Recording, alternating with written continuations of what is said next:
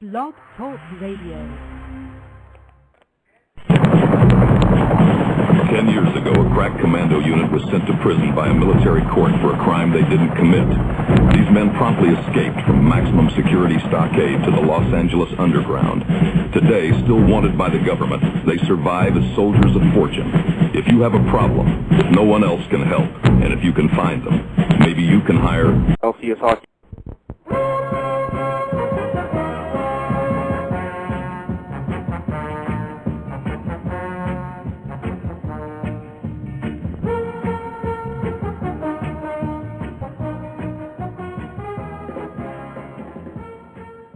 And we're off.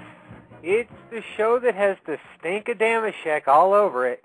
It's the LCS Hockey Radio Show, brought to you as always by Honest John Churchfield and by the #1 non-updated hockey site in all the land, LCShockey.com. LCS, David Feeney.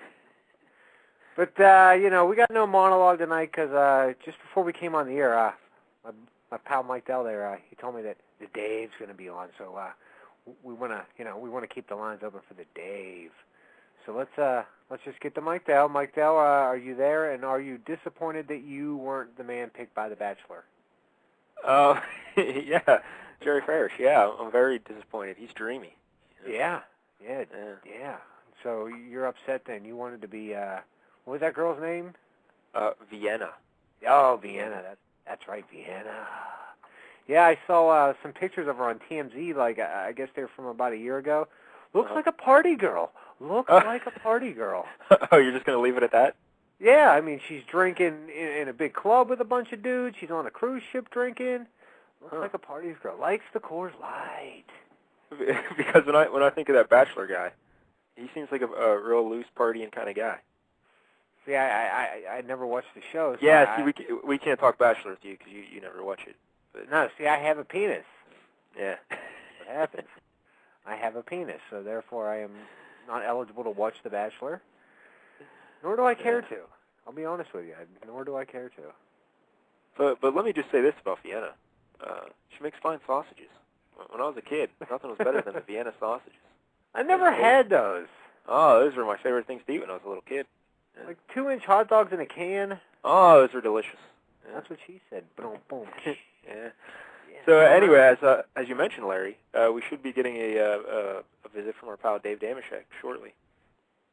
So by the way, I was going to say, you know what I did? I cut up the infamous answer machine message, and I'm going to play it at the end of the show. Dave Feeney. Yeah, for people who don't know who David Feeney is, it's one of Dave's pals, and they're hosting a podcast together now over at adamcarolla.com. And Larry's a big fan of David Feeney, right? Ah, yeah, he's great on there. Dude, I got to tell you, yesterday's show was fantastic. I loved it. It was so good. The stink of Dameshek, that was awesome. That was an awesome bit. And, of course, the answer machine, which, I've heard that before, but never gets old. Such a good show. Yeah. It'll be a weekly show, I believe. Yeah. We'll get all the details from Dave when he calls in. I'm not sure what time he's going to call in, so you just look at the switchboard there, Larry. Oh, I'm looking. You let me know the minute something happens, all right? I'll let you know even quicker than that. In the meantime, let me just say, I'm watching Man vs. Food right now. Yes, and I am. Apparently, it's some sort of a new show, Man vs. Food Carnivore. Yeah. I didn't even know what was going on. I don't either, but you know what? I should have been TiVo in this, but Nick's taping Ghost Hunters, so, Ghost Hunters is live tonight. She's very excited. Oh, I did not know that. Ghost Hunters is live. Yeah, I think they're in Alcatraz or something. They're taping some live 2-hour special starting right now, Mike Dell, so set your VCR. No, which one is Ghost Hunters? There's only like a million shows about ghosts on That's TV. the one with Taps. Is that on HBO, or what is that? No, it's on Sci-Fi Channel. It's the guys who, work for Roto-Rooter in the day, but at night they're Ghostbusters. I've never seen that one. Oh, you had to. You don't know Taps? Taps is like the quintessential Ghost I know Hunter. Taps, and you know why I know the Taps? Because they have a Blog Talk Radio show. Oh. Yeah. I wonder who's on that. I wonder if it's the same guys. I would imagine. I don't know. Yeah. That means that Blog Talk show is really gay, too, then. There's a lot of ghost shows on the TV these days. Yeah, there's a lot. Too many. Well, until the Dave shows up, it was a busy day in the world of hockey. Maybe we should talk some hockey. Yeah, we could do that. Yeah, it was trade deadline day. Yeah, a lot of nobodies got traded. It was great. Yes, a whole lot of nobodies. In fact, I think there was 55 nobodies that got traded today. I guess the biggest trade, as far as named players goes, would be Lubomir Wisnowski to Anaheim for Ryan Whitney. Wouldn't that be the biggest trade? What about Joe Corvo? Yeah, no Corvo. Not so good. The Capitals, we should talk about this filthy Capitals. They picked up Scott Walker, which I thought was a nice move, because he's a gritty guy. I don't know how much he has left in the old tank. I truly doubt he'll be healthy enough to make it through an entire playoff run. He tends to break down rather quickly, but he's exactly the kind of guy they need on that team. A gritty veteran who will sacrifice and compete and punch people in the face. And then they got Joe Corvo. That's the kind of guy they don't need, Joe Corvo. Huh. I don't know how that helps their team that much. I guess they don't have enough guys to make turnovers from the blue line. Hey, let's get Joe Corvo. Although they did bring back Milan Drusina because they had him last year. Remember, they got rid of him, and they said, hey, we're not making enough turnovers. Let's get Milan back. So they really bolstered the turnover department, you're telling us. Yeah, going into the trade deadline, they needed to improve their defense and get veteran leadership and grit and toughness, and they actually made the defense weaker, I think. Made it worse. God bless the Capitals. Wish them well. Don't forget, they also got Eric Belanger. Now, see, that's actually a nice little pickup because he's a good penalty killer, good on draws. He's an ideal third-line center. The only problem is in Washington, he'll probably be their second-line center. So that's nice. The trouble there. Yeah. I think I have him on my fantasy team. Yeah, except he's your first-line center on your fantasy team. That's not true. Of course, the Penguins, our beloved Pittsburgh Penguins, they made a nice little move getting Ponikarovsky, Alexei Ponikarovsky. Yes. Like I've said, Mike Dell, I'm sure I've stated on this show before, but Alexei Ponikarovsky is the greatest name in hockey since Sergei Krivokrasov. Yeah, I forgot about that. You love Ponikarovsky's name, yeah. I love it. It's the best name in hockey. I still like Cal Clutterbuck. It's too American.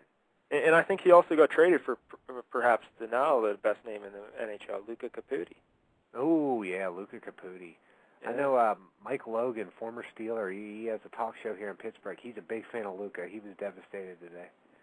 Yeah, Luca Caputi, that's a great name. And now because he's in Toronto, we'll get to hear it more often because they're just going to put him in the lineup and say, hey, you play, Luca, see what you can do. But here, like a year ago, I would have been outraged if they traded Luca Caputi just because of the name. It's such a great name, and it looked like he could be a new Kevin Stevens kind of guy. Like he kind of just when you hear him talk, like look at him and hear him talk, he doesn't have the Boston accent, but he reminds me of Kevin Stevens a little bit, but not the way he plays. But also something's not hooked up right, I don't think, in Luca Caputi because you're a guy. You get drafted by the Pittsburgh Penguins. You're a winger. You're going to end up playing with Crosby or Malkin eventually if you just keep your nose clean and go about your business. And what does he do? He runs foul the team down there in the minor leagues. He's monkeying around. He's playing grab ass somewhere. I don't know what he's doing, Larry. He's getting in trouble with the law. And they sent him down to the ECHL or something last year. They said, hey, get out of here, Luca. And then this year he's been doing all right, but it just shows you his head's not where it needs to be. If you want to be on a Stanley Cup winning team, one of the all-time greats next to Crosby and Malkin, get your head right, young man, and he wasn't ready to be on this kind of team, so get him out the door. Let him go. You know what else about Luca there, Mike Tell? Did you know that he lives on the second floor? I did not know that. He lives upstairs from you. But they got Eric Tangradi still as their top prospect at wing, so hopefully he'll be here next year. But the thing about the Ponikarovsky, he's a Russian kid who, not a kid, he's 30, but he knows the Fedotenko, they're buddies, and that'll give him a nice little Russian line, Fedotenko, Ponikarovsky, and Malkin. And just Ponikarovsky's game, he's a big fella. He doesn't, use his size the way you'd like to see him use it. He's 6'4", but he doesn't run around crushing people or anything. But he'll go to the net, and he's got good hands, and he should be the perfect complement for Malkin because Ponikarovsky doesn't need to carry the puck or anything. And so it should be a nice fit. So we'll see what happens. But that's a nice little Russian line you got there now. Yeah, apparently he's having a hard time getting a work visa, so he's not going to be here tomorrow night. Yeah, I'm having a hard time getting a work visa, too. That's just because no one wants to hire me. Yeah. Changing going around. But yeah, so hopefully he'll get here. He's not going to play against the Rangers, but I think against Dallas he should be able to play. But yeah, so I like the Penguin move because they don't give up anything off the team. They give up Martin Skola too, which who cares? And so Luke Caputi, a great name and all, but see you later. Do you think out of the Wilkes-Barre Times or whatever, that Jonathan Bumbley, whatever he writes for, do you think that the headline tomorrow will be Luca Caputi sleeps with the fishes? Yeah, I would hope so. Yeah. I agree. Oh, Mike Dell, there's a big blockbuster trade that came in about an hour ago. What's that? Andy Delmore from the Red Wings to the Flames in return for Riley Armstrong. What do you think of that? Well, first of all, I didn't know Andy Delmore was still playing hockey. I found that out, too, about somebody else today. What year is this? Andy I Delmore? know. I found out that Stefan Yell is still alive. Yeah. Let alone he's still playing the game. But you know who Glenn Metropolitan. Did you know Glenn Metropolitan was still playing hockey? No, I did not. Yeah, and apparently he's still contributing, I believe in Montreal. Where? Yeah, who knew? Yeah, I was just watching the highlights last night. Well, Glenn Metropolitan. What year is this? Exactly. But and, not so much up on the hockey these days. Yeah, there's not, as far as trades go, like you said, there wasn't a whole lot. Old Vesa Toskala got traded, and there's not a whole lot of big names out there. Well, the other good trade that I saw, well, a couple other good ones. Buffalo got Rafi Torres. I think that's a nice move, picking him up. He's a big hitter. He can contribute some offense. And then Jeff Halpern going to L.A. I think that's a nice move for the Kings. Good, dependable defensive center. That'll help them out. Huh. All right. Is that any other trades catch your eye there, Larry? Not really, no. Like you said, it's pretty lackluster this year. Especially since Kovalchuk already went, weeks ago, so there wasn't like a big name. Well, your buddy, the Polish Hammer, got moved.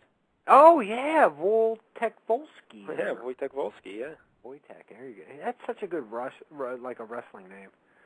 Yeah, and then I'm a little surprised that they traded him for Peter Mueller. And Peter Mueller, the word is he doesn't even like hockey that much. He's like, yeah.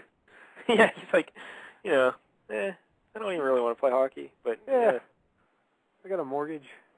You give off the Polish Hammer to get a kid who doesn't even want to play hockey. Huh. It's pretty good. It's pretty good. How about some other hockey news, Mike Dow? Sure. Chris Chelios in Atlanta? What the hell is going on there? Who needs a 50-year-old defenseman? We do. Who's older, Chris Chelios or Atlanta? The city of Atlanta. I think Chris Chelios just by a little. That is, what is he doing? What is he, 48? Yeah, he's 48. Yeah. Why? Yeah. Wow. Who canceled? Just when we thought we were free, Yeah. Free of Chris Chelios. We never have to look at him again. Bang, he's back. He's back. And I was talking to you yesterday about this, and you're like, well, because I said Atlanta, who canceled? And you're like, actually, Atlanta's like only 1 point out of a playoff spot. But like now they made their team worse. You know what I mean? Like, we really hate the playoffs. And what if we sign Chelios and just try to sell some tickets? But I saw the Glue had 2 goals last night, right? No kidding. Yeah, I think he had 2 goals. Colby Armstrong. Glue. Yeah, Colby Armstrong, the Glue. I think I dubbed that name for him. No, I don't think. No, I think I did. Yeah, really? I'm not sure. What, do you got, another call? No. Oh, okay. It sounded like your phone clicked. I'm very busy. Huh. What is wrong with you? I still have an earache, dude. It's killing me. All right. Yeah. All right, well, we'll give the day till 9:15, and then we're bagging it. Yeah. Let's go, Dameshek. You got about 38 seconds. I've been all hopped up on antibiotics all week. It's just You don't really get hopped up on those. Oh, I do. Oh, yeah, you probably. Any foreign substance entering my body, I get real freaked out about. Yeah. Huh. Yeah. If I drink like sparkling water, it's over. I'm bouncing off the walls. Yeah. Well, to each his own. Yeah. Hey, what about the Olympics? You want to talk about the Olympics? Yeah, we can talk about the Olympics. It was great. Loved it. Yeah, I did too. Who are these clowns booing Crosby? at the Mellon Arena. It's funny though. I guess, There's a little humor in that. There's a little humor. I'd punch him right in the jeans if I was there and I saw someone doing Crosby. Come on, man. It probably wasn't, it wasn't like that. It was just like, boo. I'm sure, Oh, I talked to somebody who went to the game last night, and he's like, I was really hurt by that. Yeah, how dare you boo Crosby? I know. I hear you, but it is funny, though. It is funny. Sick. Yeah, the Olympics. Sid Crosby winning it in overtime. Look at that. Yeah, because I was rooting for the Canadians. Well, the Canadians. And I don't care about the Americans. Who cares? Yeah. I wasn't rooting against anybody. I mean, I probably would have taken the USA to win, but I'm just as fine with Canada, especially since Crosby scored. Like I said, I grew up worshiping Lemieux and Joe Sakic, so of course it's natural for me to root for the Canadians. And then when you got Kid Crosby now, why wouldn't I root for the Canadians? And, aren't you proud to be an American, Mike Dell? No, not really. Or at least you know you're free? Oh, am I? Well, according to Lee Greenwood, you are. Yeah, but so maybe I will move up north though. It's too much snow. I love Canada, but it's too snowy up there. Well, have you seen Greensburg lately? Yeah, but this is a rare occurrence. Like for Canada, like what we got now, that's just Tuesday. But anyway, so the big final game there against the Americans, I was quite happy. I fell asleep during some of it because I was hopped up on the antibiotics. I was quite sleepy. But I woke up in time to I heard, and here's Crosby on a breakaway, and I was like, what? And then it was right when he botched that breakaway, and I was like, oh no. Yeah. And it really wasn't hit. The puck was bouncing, and Kane made a nice play to check his stick there. But you'd like to see him, do something with that, Yeah. And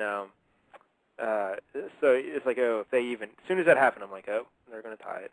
You can just feel it coming. And then when Parisi put that in, I'm like, oh no. Yeah. And Luongo, we'll get to him in a second. But yeah, but it was quite fitting that then Kid Crosby ended it. That was beautiful. I loved it. Perfect.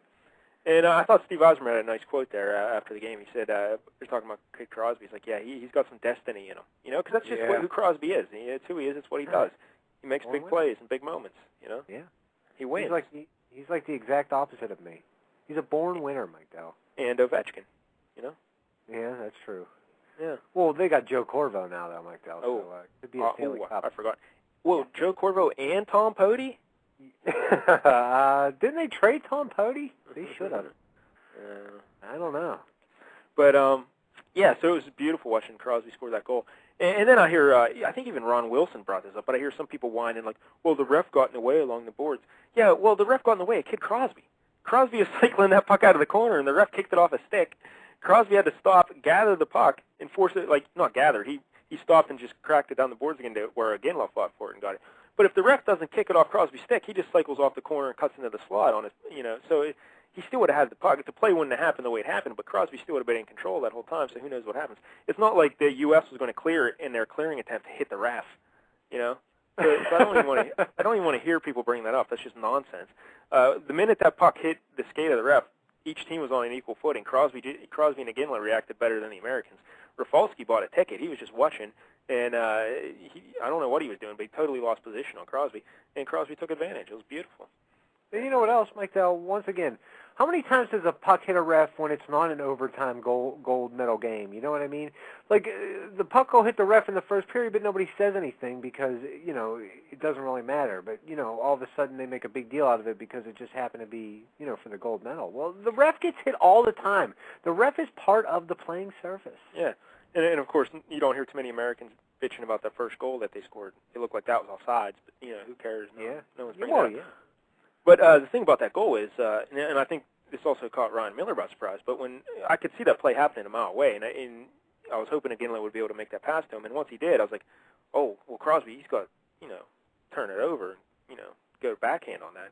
That's a goal. No, he doesn't turn it over. He just shoots it right away. And I think that's what caught, because that's not an angle. A left-handed shot coming out, that's not a good angle to score from there. And I think Miller was thinking the same thing. He wanted to come out and challenge more, and it caught him, halfway there. And somehow got in, and it looked like a real soft goal when it happens, but it's really a hard play for Miller because it looks like Crosby is going to cut in on the backhand, so he's trying to be aggressive, and he catches him. So it was nice. Loved it. Yeah, but all in all, the Olympic hockey was good stuff. Now I asked you this before, but now if the U.S. doesn't come back and tie that game there, and it ends 2-1 Canada, would you have still said it was a great tournament? Oh yeah, definitely. Yeah. I would have. I would have too. But there were a lot of lopsided games. U.S.-Finland was a complete disaster, and Canada-Russia. As much as I love that game, people could say, well, that was one-sided, nonsense as well. Yeah, but yeah, I mean, even if the Americans would have lost 2-1, if they never score that, goal with 24 seconds to go, still a great game on Sunday. Very good game. Mm-hmm. That's what I think. But yeah. Oh yeah. It was great hockey there. But I think the best game of the tournament though may have been. Well, I'm trying to think back here. I was going to say not counting the final there, just because of the gold medal and everything. But Norway and Switzerland. Do you remember that one? Wasn't that like 5-4 in a shootout? And that was very entertaining. Yes, yeah, I missed some of them games. Like, some of those games didn't start till midnight. Yeah. But also, real quick, why 4-on-4 in overtime? I don't get that either, which really... Yeah, the first thing I was... Yeah, you know what else I was thinking? Well, if it's good enough for international rules, the NHL will never get rid of that for their overtime. Yeah, well, at least the NHL doesn't do it in the Stanley Cup playoffs, though, I understand, but... They're doing it in the gold medal game. That's just ridiculous. That's not hockey, 4-on-4. That's a shootout's not hockey either. Yeah, I know, but shootout. Hey, you're talking to preaching to the choir. But at least the international hockey, they have the point system the way it should be. It should be 3-2-1. Yeah, right. The way the NHL does it now is just absurd. So, what can you do? You're so down tonight. Yeah, I'm very. I got an earache, man. I'm very bitter. I don't know. Do you have an earache? Yeah, I got an earache. Well, what else about the Olympics was I going to say? Curling. With Luongo. Now, you want a true testament to how just great Crosby is as a winner. He's just a born winner, destined to win championships. He was able to win that gold medal, even though he had Luongo, Joe Thornton, Patrick Marleau, and Danny Heatley on his team. You try doing that sometime. He carried those weasels to a gold medal. How about that? Yeah. Because how can Luongo not catch that puck there before Parise's goal? Yeah. You're supposed to be the best goalie on the planet, and you can't catch that puck. And Luongo, frankly, looked terrible in every game he played. He didn't look good at all. And it was just that Canada was, they played good in front of him, but he didn't look good at all in any of those games. Well, Brodeur looked bad. Yeah. And Brodeur looked old and bad.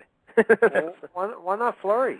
Why didn't he get a shot? Yeah, I love Marc-Andre Fleury, but I think he's the best big save goalie in hockey right now and best big game goalie. I mean, who would you rather have in a big game than Marc-Andre Fleury right now? Yeah. He's the guy. That's what I say. Yeah, I'm with you. Yeah. So, what else? Something else I wanted to say about the Olympics.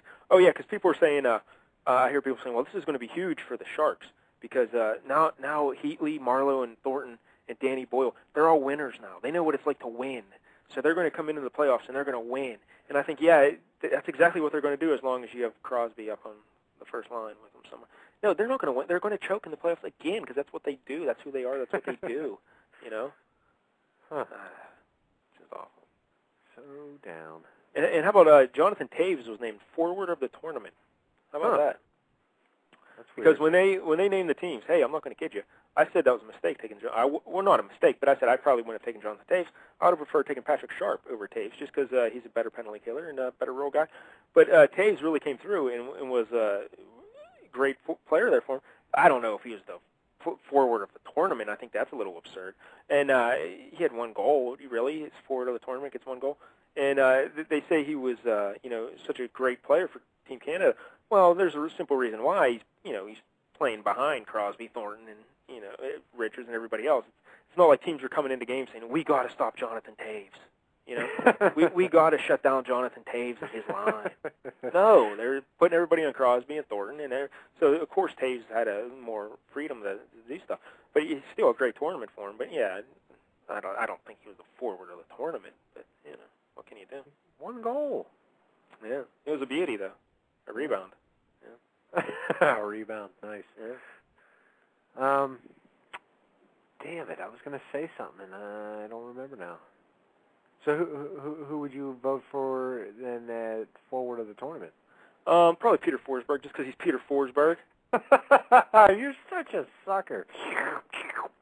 Peter Forsberg. No, I didn't even really see him play too much. I was very busy. He was probably hurt. Yeah. I heard he didn't look too good. Yeah. I heard he looked kind of slow. A little slow. Blaming the ankle. You know who had a great tournament, though, until he got knocked the F out by Ovechkin, was Yager, you know? Yeah. He really looked good. And then Ovechkin just crushed him there. But yeah. It's nice to see Yager back skating around. Yeah, I miss Yager. I like that guy. Oh, yeah, he's great. Yeah. He gets such a bad rap in Pittsburgh. It's ridiculous the way some people talk about him around Pittsburgh. I hear ya. It's absolutely ridiculous. Yeah. I agree. I never got the Yager bashing either. People need to respect what he was as a player. Like, he's top 10 offensive players of all time, Jaromir Jagr. You can't argue it. He's just so dominant one-on-one. Where would go back and look at some of his old highlights? Holy hell! Yeah. I see. Where would you rank me on your list of 12? 12? Yeah, it's a little low, but that's all right. Yeah. Good, solid. Hey, what about the Olympic hockey fashions? How'd you think of the uniforms looked? The Canada always has a nice jersey. Now, did you notice that the leaf, it actually had like a design inside the leaf? No, I didn't notice. Like on TV, you really can't tell. It just looks solid red. But if you look at photos close up of the leaf, like at least the ones they were selling, it had all kind of intricate design work inside the leaf. Like Illuminati kind of stuff? Yeah, probably. I didn't get a close enough look at it, but yeah, probably. Yeah. Huh. You should get into that, Mike Dell. Yeah. You might be onto something. And I like the Russian jersey. The blue in the Russian sweaters are really nice. It was like an electric blue or something. It was like glowing. It was glowing. I didn't like the Swiss jerseys. The red with the little white cross up in the corner. Yeah, they look like Red Cross workers or something. Yeah, and sometimes if you squint, it kind of looked like a Ford advertisement or something, like a Chevy. I don't know, the logo at the corner. I don't know. I didn't like it. Huh. Sorry to hear that. Yeah, I guess the other ones were... The Russians, I think, had the best jerseys, if I had to say. So they win the golden jerseys? Yeah, give them the golden jerseys. I'd probably go to Canada again. Yeah. I love Canada. Did I mention that just before? don't tell Ovechkin it was a competition or he'd lose it. Sweet. The best kid on roller skates, Mike Dow. Yeah. Well, yeah, where's the Ed? We got to get the Ed on here at some point. He's here. Oh, the Ed's here? The Ed's here. All right, we'll bring on the Ed until the Dave shows up. And they're going to say that they can talk about what they're going to say, and then... The Ed! And then tell me over there. The Ed! Hello? Hey, what's up, the Ed? Hello? Hey, it's the Hockey Kids. What's going on? Nothing, man. Putting these teams... I got my NCAA Tournament Challenge, Conference Tournament Challenge, getting ready to kick off March 9th through 14th. Call your local cable company to subscribe. Well, we're going to do that. I'm working on Sock Norb's team right now. I'm putting in his teams in my handy-dandy computer. Oh, that's good, Hey, the Ed, our buddy, the Dave Dameshek, he's going to be calling here in a little bit, but he can't spend too long on the show tonight, so we're not going to let you talk to him, all right? Fuck him.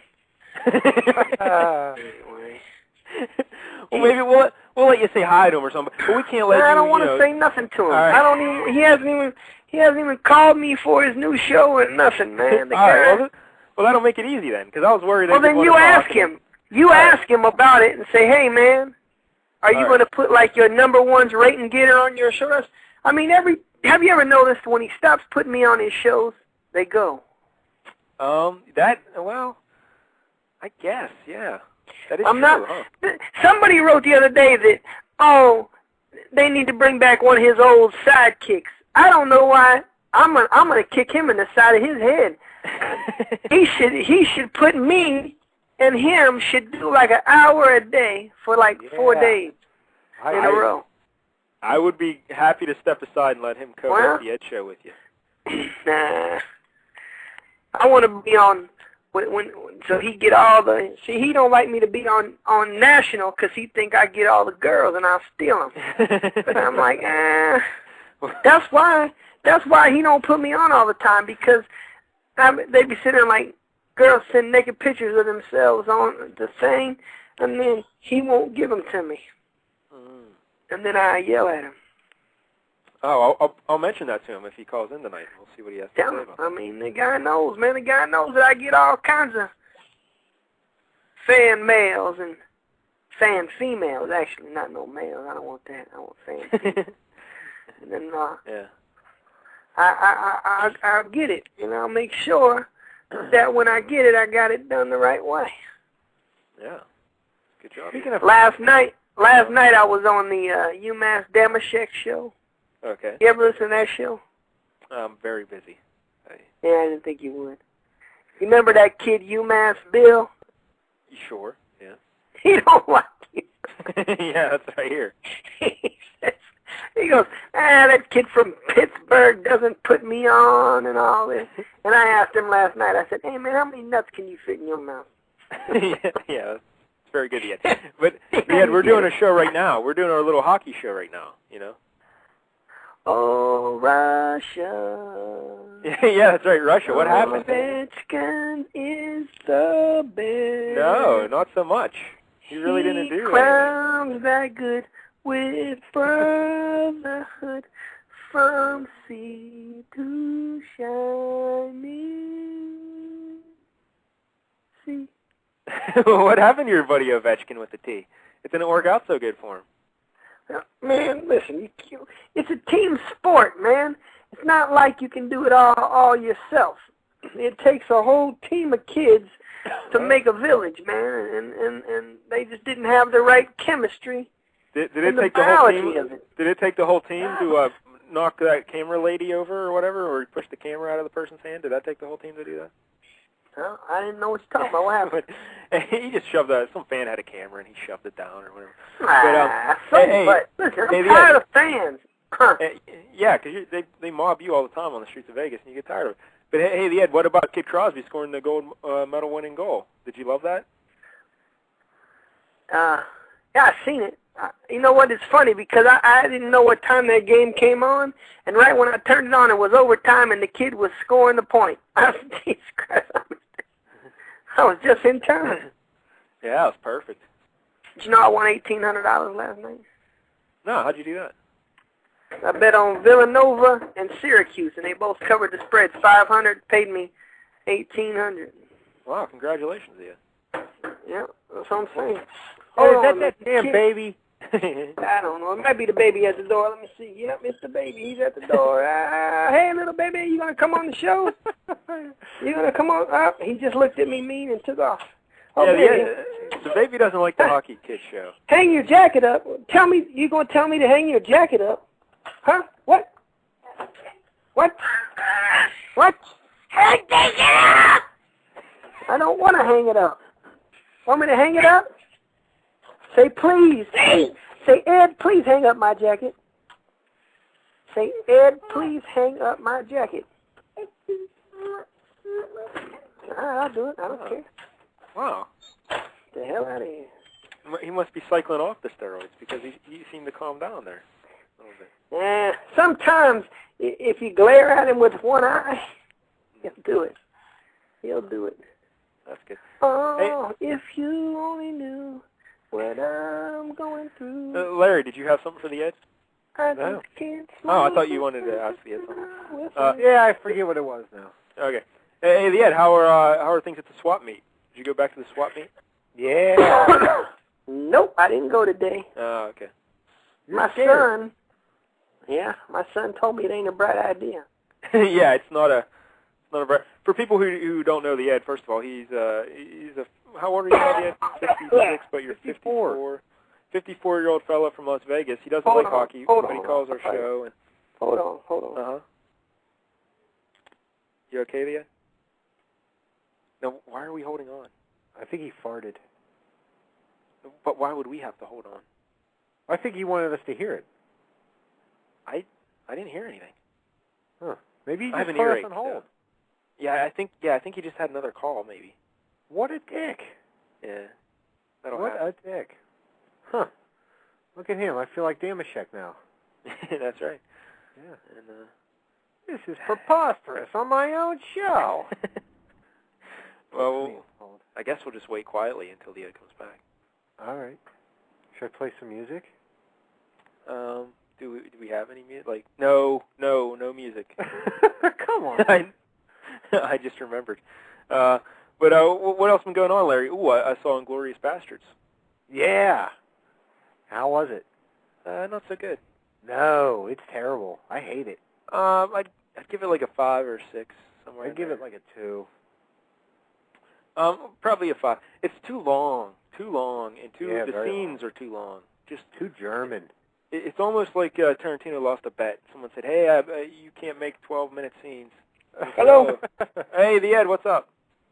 Nothing. Hey. What the hell? You put us on hold? We're doing a show. Oh, keep doing it. I don't stop the minutes from flowing. We're in the middle of a conversation and you just... Sometimes when somebody calls, you gotta answer the other side of the phone. Ah, shit, I gotta get my... Who was it? We want to know who it was. Who was so important? Was it little Jay? This new sexy girl I know. No, I don't believe that. No, I believe it. I want to hear about it. She's 30 years old. Oh. She's on my Facebook page now. How are you getting all these younger women all the time? I'd get a lot more. I'd get a lot more if I added 6 more inches. Yeah, that's true. I'm not going to. Yeah, I gotta go in my car real quick. I'm gonna call you when I get in my car. All right. I gotta get my shoes on. Then I'll call you in a minute when I get in my car. Just answer your phone. Don't fool around with it. All right, Ed. Jesus Christ, the baby about to bust in the door with a stick and a hammer. Oh, no. You may not make it that far, Ed. Godspeed. There he goes, the Ed. Hey, do you think the Ed wears Velcro? Like on his shoes or his pants? Yeah. I'm going to say there's a lot of Velcro on his ensembles. I'm going to say shirt might be Velcro, pants, everything. Like, do you picture him to be like Fred Sanford? Yeah, I think that's what most people picture him, kind of like Fred Sanford. Yeah. Yeah, like with he's got like the basketball pants on that he could easily just pull off at any second. Those tearaway kind of sweatpants, I could see him in those. Slippers with socks, flip-flops with socks. And, he says he's always wearing those. Last year for Christmas, Larry and I got the Ed some red Texas Tech slippers. They're like velvet, though, right? Crushed velvet kind of slippers. Yeah, something. Yeah, they're swank. Yeah. What else did we get him? Got him a Kid Crosby hockey man, right? Oh, yeah. I sent him one of them Todd McFarlane figures. We probably just tripled on eBay now because of the gold medal. Yeah. Then we got him a Peyton Manning jersey. Oh, that's right. And then we got him some grape now and laters. Yeah, I remember that. And some dice. Some dice. Yeah, we got him dice. Yeah, we take care of the Ed. What did we get him this year? Nothing. Yeah, we didn't get him jack squat this year. Yeah. Merry Christmas, you old bastard. I'm very busy. Yeah. How's your life, Mike Dell? I got this earache, man. It's like I didn't know. I was unaware. Oh, it's just Hey, Mike Dell, did you see Ebert on Oprah the other day? Yeah, it's very sad. Oh, it was so sad. He looks nothing like Ebert anymore. The whole bottom of his face is gone. They had to remove his jaw because of cancer. Oh my God. Yeah, so everybody pray for the Ebert. He's a nice fella. Way back in the day, I had for some reason to email him or something. He wrote back to me. He's real nice, and he helped me out with something too. He's a real nice guy. Because I think in one of the early issues of LCS Hockey, this was way back. We started in '94, so this was probably '95ish.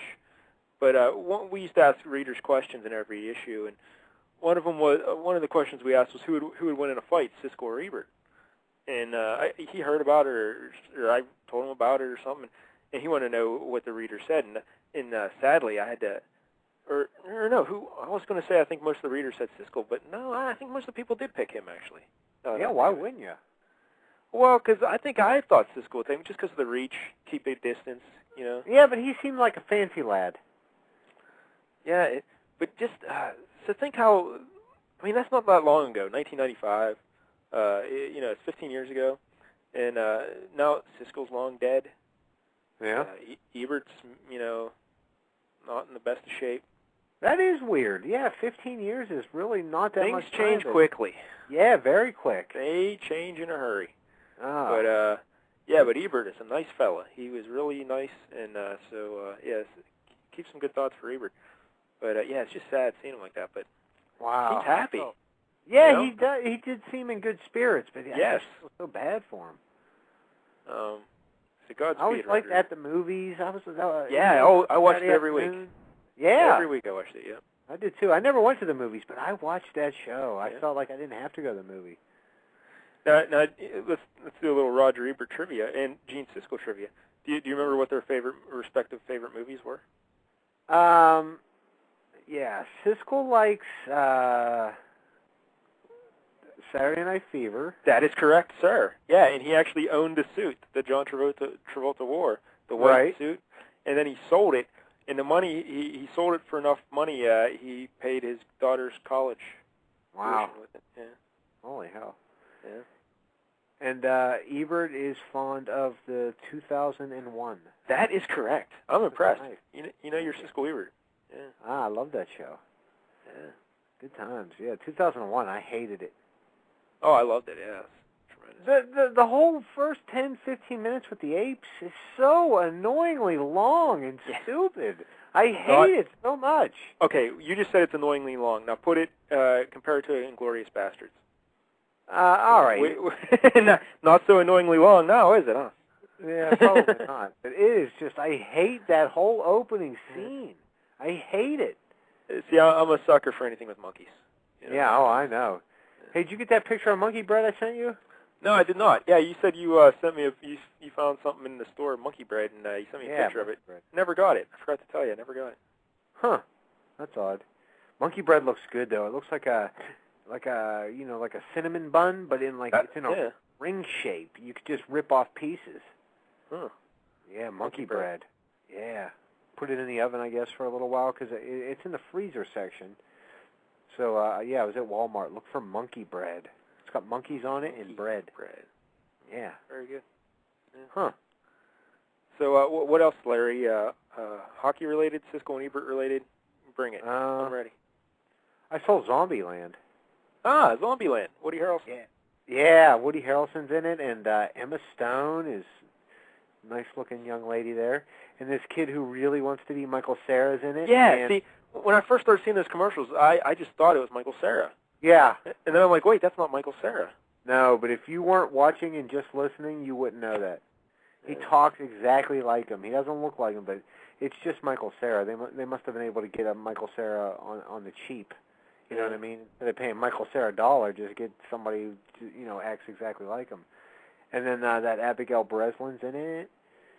But, it's one of those, apocalyptic zombies have taken over the world, and there's only a few people left kind of movies. And Woody Harrelson plays, he plays this dude named, what was his name? Tallahassee, because he was on his way to Tallahassee. There was no names exchanged in the film. And he meets up with the Michael Cera kid. His name's Columbus in the movie. They're both trying to get respective places there, and they meet along the way. And there's just empty cars, cars all over the highway, bodies, zombies, and they kind of team up for a while, and they just start killing zombies.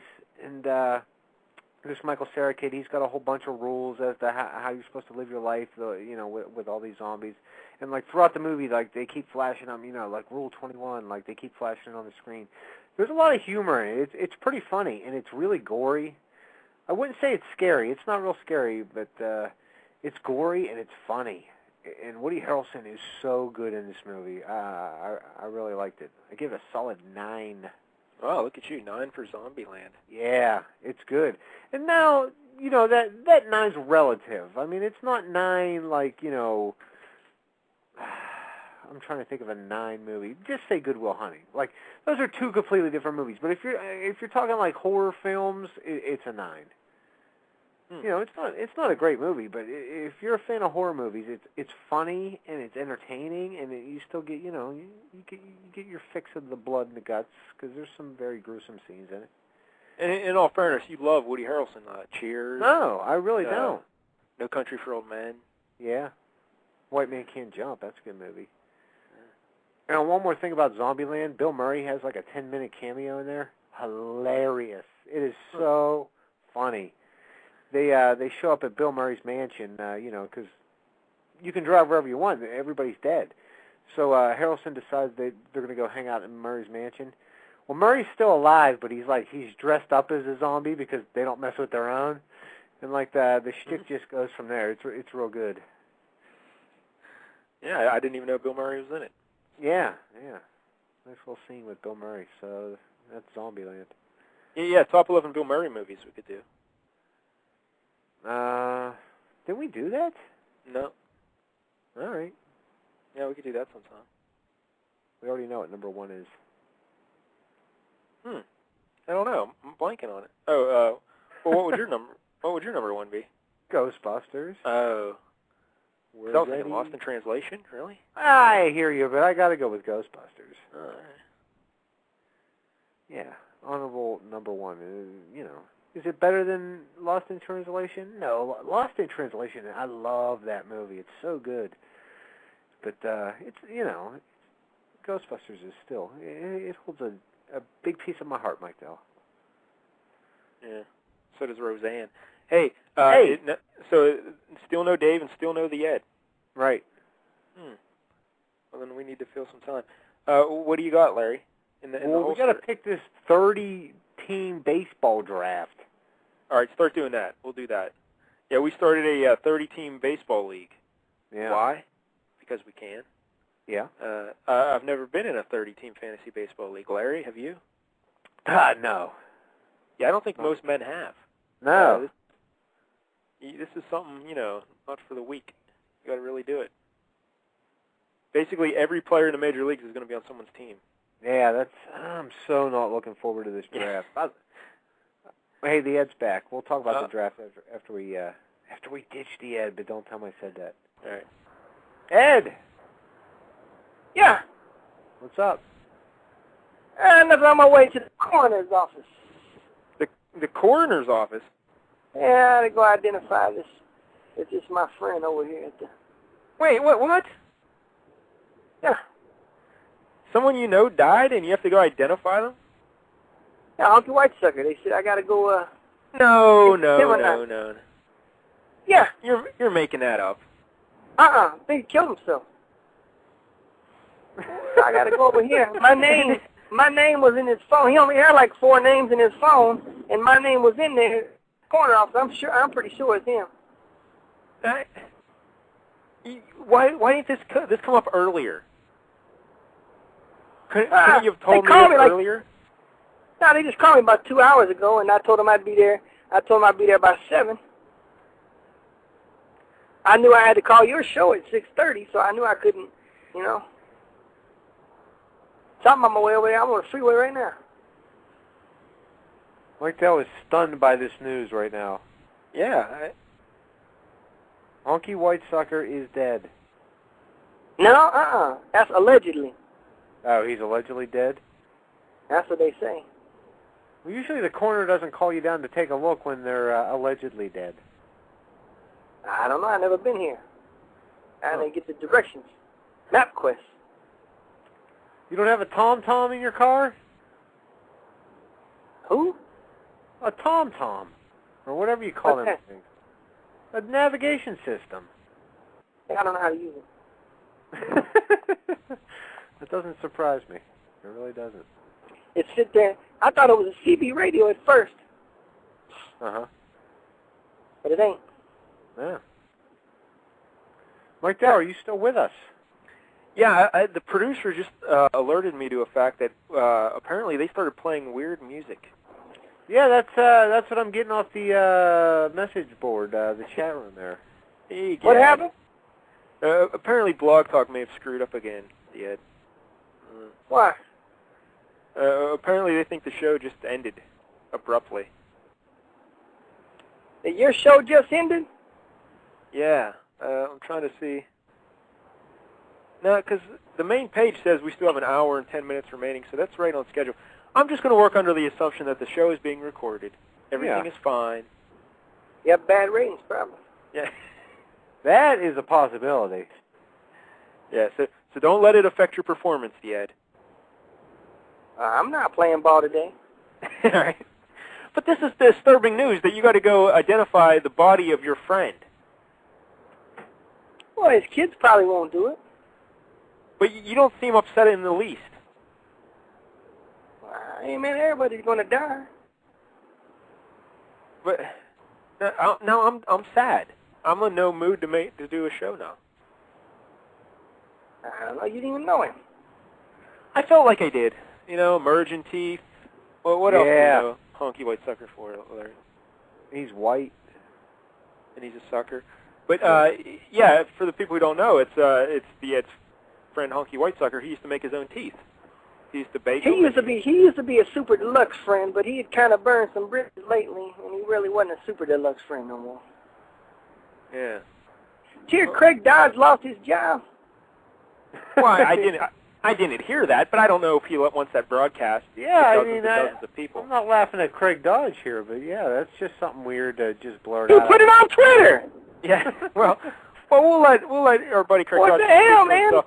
If the guy's going to stamp it on Twitter that he got a pink slip, because I don't think he's slipping nothing in some pink. Because listen, hey, man, I guess that's fair game. I'm just broadcasting, what's going on. Charlotte, North Carolina is 36 degrees that is true. And rain. And once again, the Ed does own a newspaper, so he has to report the news. Yeah. I'm going to do a whole story on him. But guess what? He's in luck. Because I still have some job. Remember my job opportunity service? That's right. You had a job opportunity service. No one took those last jobs, but I will call tomorrow and try to see if I have any more openings, maybe in his area. Oh, well, let's keep our fingers crossed. And I'm wondering, he may not have a show this weekend. Why? Because I'm supposed to be giving him tickets to the Texas Tech against Colorado, and it's the same time as his vertical radio show. So I wonder, will he go to the game with Franklin, or will he not? Hold on, kids. Hold on. No, we're putting on hold again. But well, maybe it's the cops calling him, saying, hey, you coming down to look at... Am I the only one disturbed by this, that he has to go identify a body? Yeah, it's a little weird. I'll be honest with you. And he doesn't seem, it's kind of like, I got to go down and identify a body. Yeah, not only is he not disturbed that it's his friend, but it seems like he's done it before. Yeah, I didn't believe him when he said he's never been to the coroner's office. Yeah. I didn't believe him for a second. Hey, what's the best TV show based on a coroner? Go. Quincy. That's right. Yeah. I don't know if that's true. Yeah. I would say for your sake. That's Quincy's awesome. Has there ever been another show about a coroner? I think, wasn't that Crossing Jordan, wasn't that about a coroner? A Fox coroner? Hey, Ed, what's up? Yeah. So, you're going to go identify Honky White... Well, hopefully you don't identify Honky White Sucker. Hopefully it's always... Well, if he don't got his glasses on, I might not know. Well, that's true, too, yeah. Well, this is very sad, though. I don't even want to... Why'd you have to tell me It could be a mistake. Yeah. Huh. I doubt it. Because they didn't say Honky White, because, it's not like he's got a name tag to say Honky White Sucker, and they didn't say his name. It just so happens that somebody has my name in their telephone. Yeah. Well, so somebody... And I haven't talked to him in 3 days. So, he probably kicked the bucket. Well. Yeah. Aren't you sad? Hey, man, what are you going to do? What are you going to do? The guy died. So what? Just remember, Ed, we're all one consciousness. There is no life. There is no death. Sometimes I really don't believe if we're even alive. That's very... Sometimes I question it. That's good, Ed. I didn't know you had such... Like my whole life is like a show. That's very good, Ed, yeah. We should talk about this sometime on your show, because... I'm talking about it now. Because sometimes I feel like I'm just like when I go to bed, I could not wake up, but then I wake up, it's like a whole new day, and if I wanted to, I could start over and be somebody else. That's right. Maybe you can, Ed. A lot of people think that's possible. Some argue that... Well, what would you do? Like, what would happen if I woke up in the morning and I said, I'm somebody else today. And I act like I don't know nobody at my house and walk right by him and leave right. and jump in a different car and... Yep. I don't know. Give it a try, yet. See what happens. People cry. But a lot of people argue right now that we're living in a virtual reality. It's all just illusion. It's a holographic universe. What do you think of that, Thea? I don't know, man. I know these pretzels are making me thirsty. Well, see, well, again, that's just illusion. Yes. But, I didn't have no Coca-Colas all day today. Maybe I can turn over a new leaf on life. I don't see the connection between the two, but sure. Well, the doctor told me I got to stop eating candy and drinking soda pop, and I didn't eat no candies and didn't drink no soda pops all day today. Well, first step's always the hardest. Hey, yeah, that's empty calories. The soda is you're just drinking empty calories. Why? The easiest way to lose weight is to just cut out carbonated soda pop and stuff. Just lose all that crap. Well, I wonder how much weight I lost today. I'd say 10, 15 pounds. Feels like it. Yeah. I didn't burp all day today. Hey, congratulations. Did you make in your pants today? But I didn't poop. You know what? I haven't pooped in how many days have I not pooped now? Didn't I tell you about that I haven't pooped in a while? Are you talking to me? No, I'm talking to the goddamn street signs. Well, see, the hell do you think I'm talking to? Well, because I never talk to you about how many times you go to the bathroom. I told somebody I haven't pooped in a while.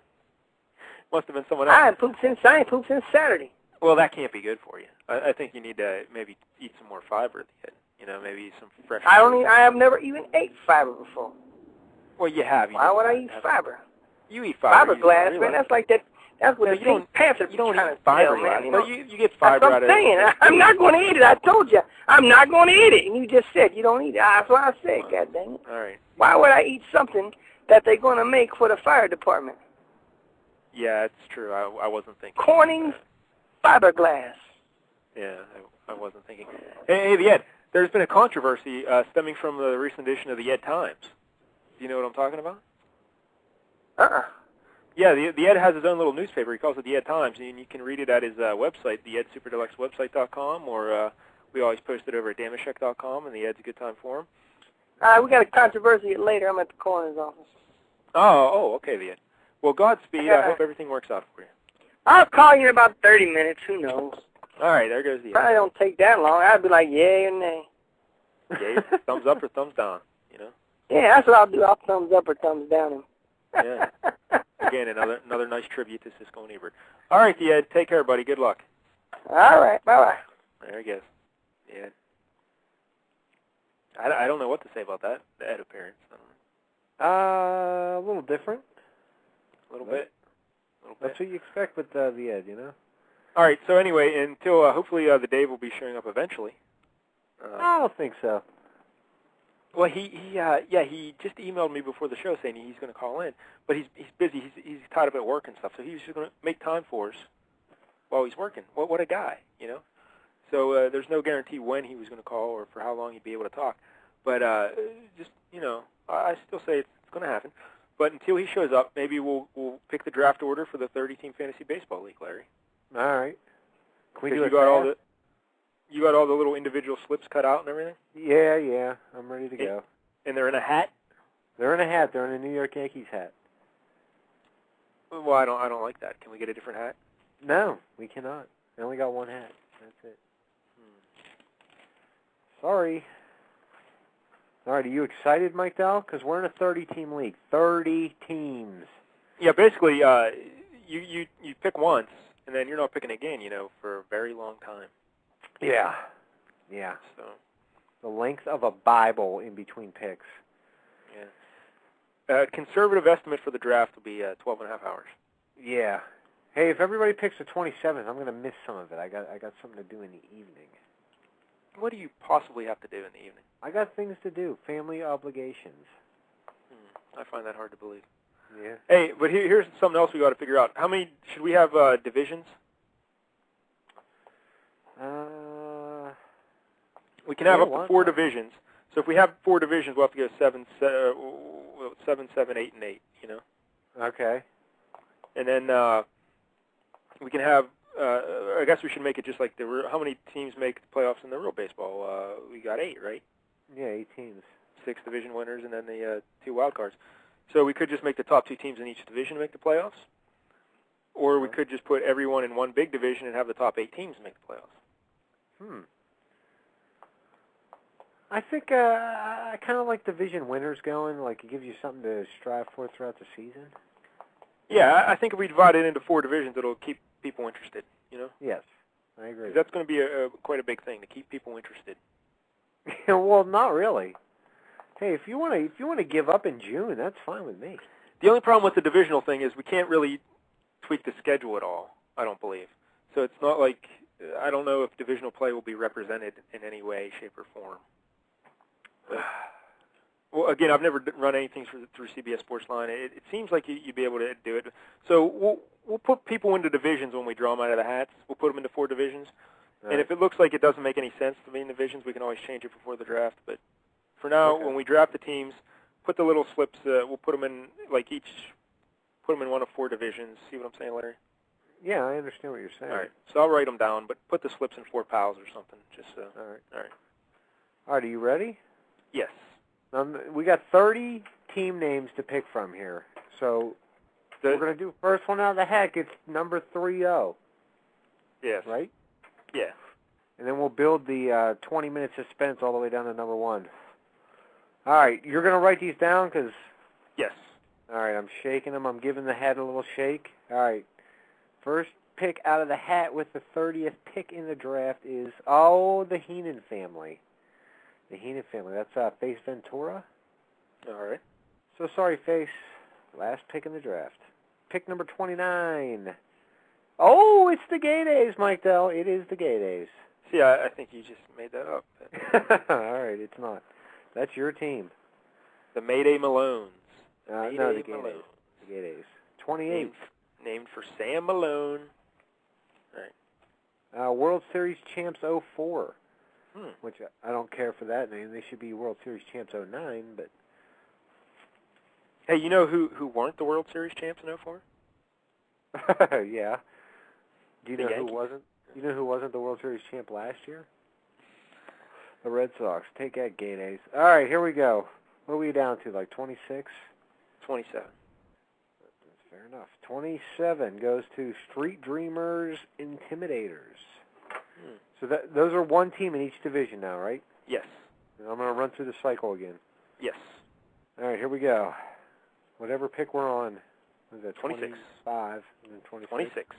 Oh, that's me, Mike Dell. Labatt Yeah. Blue Balls. Labatt Blue Balls. All right, hold on. I dropped it. All right. That's no good. 26 is pretty shitty. And we're in different divisions, Larry. How about that? Oh, yeah. All right. Here's the next division. Pick number 25 goes to... Team 30, the mystery team. Yeah, we're going to have 1 team. We had an owner drop out, and I'm not sure who we're going to get for the 30th team yet, but someone will fill the spot. I'll find somebody, and I'll be in there. All right, mystery team. All right, 24. Pick number 24 goes to Operation Shutdown. That's Jim Schneck. I don't know who that is. Yeah, that's a good name, though, Operation Shutdown, because tribute to Derek Bell. Remember Derek Bell? Yeah. I think Lance, our buddy Lance, I think he had a team called Operation Shutdown. I'm pretty sure. All right, pick number 20-something. 23. JNN. Hey, JNN. JNN. All right, let's see who's going to end up in Larry's division with me and Face Ventura. At whatever pick we're at, Stink Pickle. Stink Pickle. That's Jake Hauser. I'm not sure who that is either. Somebody on the message board. All right, next pick goes to... This is so boring. Manatee Community College. Manatee Community College. I think that's 18 NALAX. I'm pretty sure that's who that is. All right, what pick are we on, Mike Dell? Number 20. Oh, here's number 20. Goes to Team 10, Chad Hall. So I don't know who Chad Hall is, but he has a team. He's team number 10. He hasn't named his team yet. Pick 19. Here we go, Mike Dell. Goes to the Cleveland Condors. That's Amazing's team. Amazing. All right, pick 18 is Team 27, the Tom Jameson team. Is that the guy that runs the message board? No. All right, then. Fair enough. Team 17, or number 17, I should say. All right, the Kids Turtles. I think he was a scholarship winner, am I correct? That's right. He won one of the Eds scholarships, and he named his team after the Eds team. Now he's in your division. That is correct. Ooh, he's scared. All right, next pick goes to Rebuilding Since 1908. That's Dave Klingbelly. I don't know who that is. All right, Well, I don't think it's Belly, isn't it? Just Klingbeil, like B-E-I-L. It looked like it was B-E-L-I. I thought it was E-Ed. All right, we'll check on that. Yeah, we could check. Next team is Turkatron. Turkatron. Yeah, apparently that's a hip cartoon reference that I didn't get. Really? Like Awkward Yeah. Teen Hunger Force or something, or I don't know. Huh. I thought it was a Turk 182 reference. Yeah, Right. see, that's what I thought of as well. Obscure 80 reference, but yeah. Next pick, whatever number we're on. 14. That goes to the Ryan. The Ryan. Ryan. He's in my division. Welcome to a beating, the Ryan. Number 13. That goes to Major Minorities team. Number 12. All right. Yeah, number 12. Goes to the Rick Sweet Stash Rides. Another reference I don't get. I don't know what that means. I know what a mustache ride is, but who's Rick Sweet? Rick Sweet. Apparently he's an old baseball player. I really don't know either. All right. All right, next pick. Number 8. 11. The number 11 goes to Suicide Squeeze. It's our buddy Matthew. Yeah. He won our other league last year, Suicide Squeeze. Yeah, what's up with that picture of that cat with the piece of cheese stuck on it? Yeah, that's a great picture. I don't know what that means, but it's disturbing. Next pick. Number 10. Number 10 goes to Bellevue Big Feet. Alrighty. That's Garrett Moak. Yep. I think he's in my division, yeah. All right, here we Number go. 9. Number 9. It's my favorite number. It goes to Green Monster. What the hell? Hey, how about that? Robert Potter. I don't know who that is. All right. What are we on? Number 3? Number 8. Cousin Number Brandon 8. still on the board. So. Monkey Nuts. Hey, that's the Ed. Monkey Nuts. The Ed is in at number 8. Number 7 goes to Black & Decker's Rough Side Players. Yeah, look out. Sounds gangsta. All right, here we go. This is the number 1 pick. Number 6. Oh, number 6 pick goes to 4 Aces. That's old Richie. Richie from the message board there. Number 5. Okay. Number 5 goes to Baseballs and Hand Grenades. Kirk Corley. I feel like I'm at the Oscars or something, and I'm reading like Best Sound. But oddly enough, this is actually more entertaining than the Oscars. Yeah, sadly. If only we had Bruce Valanche. All right, Number pick 4. 3? Is this 4? Yeah. I only got 3 pieces of paper left. Are you sure? Good Lord. You're telling me we got to do this all over? No. What's going on? You sure this isn't number 3? Yeah, count them off again, Mike Dow. Good Lord. I don't know what's going on over here. Well, we got some sort of a draft order. Well, whoever's not in there will just be number 1. You know. But I had them all. I had them all here. Did you count? Well, 30, 29, 28, 27, 26, 25, 24,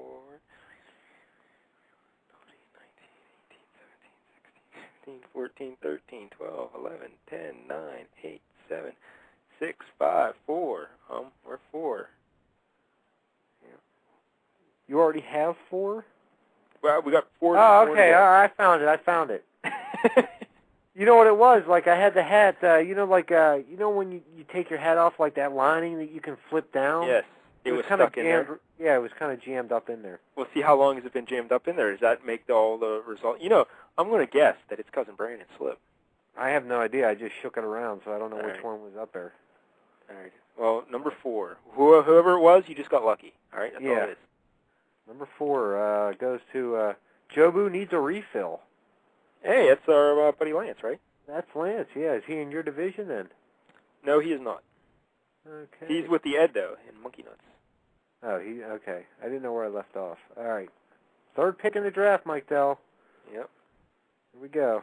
Goes to Viva Los Doyers.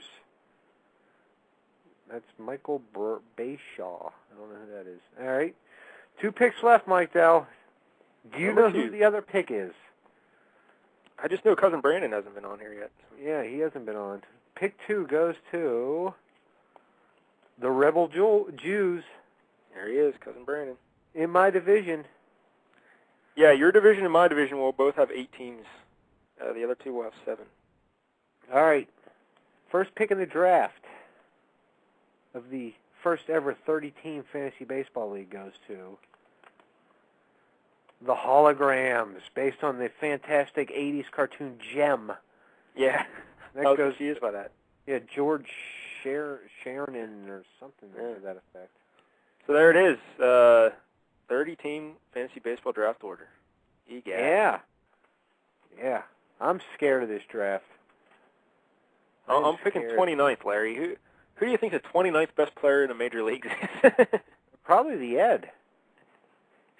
Yeah, think of that. I want to be building a team with around the 29th best player in the league. I'm right there too, though. But yeah, we get 2 picks in a row quick. That is true. Yeah, because would you rather have 1st and 60th or like 30 and 31? And there's literally no way you could possibly plan a draft strategy when you're picking 29th. Is there? Yeah. No way. No way. You got to wait until like 15 rounds are gone and then start trying to cipher. Yeah. The other big argument we need to debate the day of the draft. People can get on and vote for that on the league webpage. The categories we still need to debate a little bit. Should we even have saves as a category? Yeah, I think so. Really? Yeah. All right. Hey, the Ed's back. All right. Well, this will be good. Yeah, I want to hear what happened at the coroner's office. Ed. Yeah. Thumbs up or thumbs down? Hey, listen. What pick am I in the draft? Well, the Ed, isn't it more important to find out, whether your friend was dead or not? I didn't find out yet. The guy told me to come back in 30 minutes. Oh. So I'm on my way to go get me a soda pop. All right. I haven't had one all day. Yeah, well, I thought you were going to, stay away from the soda pops. Hey, I'm nervous now. Hey, what number I got in the draft? You pick 8th. Ah, jeez, I didn't want that high. I picked 29th. That's what I would rather have something like that. Really? But I got 8th in the world? Yep. Monkey Nuts is picking 8th. Yeah. Yeah, I'll probably do it. Now, are you going to show up for this draft, or are you going to auto draft? Yeah, man. No, I always show up, man. I'm there like 4 days ahead of time. I think so. You've never been there for one of our drafts. Yeah, He usually tries. He Remember tries, when because who's got the number 1 pick? I'll probably have to pick him up. Yeah. We went to Gem and the Holograms. Yeah, the hologram. Jim and the Hologram. What that, like Josie and the Pussycat? Yeah, kind of. Exactly. Not as cool. Ah. No Rachel Lee Cook connection. No. All right, don't matter. Ah. Can't get out of this goddamn new truck I bought. What, you bought a new truck? Man, you guys are like behind the times, man. Yeah, and I talk to you on the phone at least twice a day, and you don't tell me you bought a new truck. Yeah. Hey, but I got to call you back, man. All right, the Ed. All right, wow. What is... do you understand my frustration here, Larry? Yeah. My confusion? He does nothing but call me all day. Yet he doesn't tell me he buys a new truck or that his friend's down at the coroner's office? Well, from what I gather from your conversations, it's more the important things like what new football men Walmart has. Yeah. I mean, you think one of those topics would come up, Nah. That's too real. Yeah, I guess. He wants to give you weather updates. Yes. And update me on the super baby fights. But, Hey, the Dave's here. Hi, how about that? Bring on the Dave. Is this Dave? Dave? Hello? Hey. Dave! What's up? What's going down? How are we? I'm so sorry. As usual, I'm a heel. Yes, you're terrible. What is wrong with you? 15 minutes late. How are we? No, you're perfectly fine. You just missed your buddy, the Ed. I did. Oh, that's a shame. Now I feel terrible. How was the Ed? We don't get to speak enough, especially after our contentious last exchange on this very program. Well, a couple things. First of all, he's right now on his way to the coroner's office to try and identify one of his friends, apparently. Oh, wow. Yeah, so I don't know how to take that. Like, he didn't even mention this to me off the air earlier today or anything, that he had to go identify one of his friends. He just mentions it to us live on the show, that he's going to identify a body. Very strange. Well, who knows what to believe with him? If you'll remember, 2, 3, 4 months ago, he told me that he was his housekeeper had died. That's right. He told us all that. Yeah, and we all bought it for a little bit. And then turned out no. Yeah. So who knows what to believe? She was just dead to him. Is what exactly right. Yeah, it was just more that he was embarrassed. He hoped that she would be dead because he was embarrassed that. Well, listen, we don't need to live in ancient history. How are we, fellas? Pretty good. Dave. Pretty good. First of all, very quickly, I'm interested in expert opinion. How does everybody feel about Ponikarovsky? Or do we call him Pony now from this point forward? Pony boy. Well, Larry was saying earlier, tell him, Larry, that go ahead, tell him what you like about Ponikarovsky. He has the best hockey name since Sergei Krivokrasov. How can you not like Alexei Ponikarovsky? That is such a good hockey name. It definitely sounds tough, but just in terms of what it does for the ear, I don't know that you could possibly do better than the man who he was dealt for.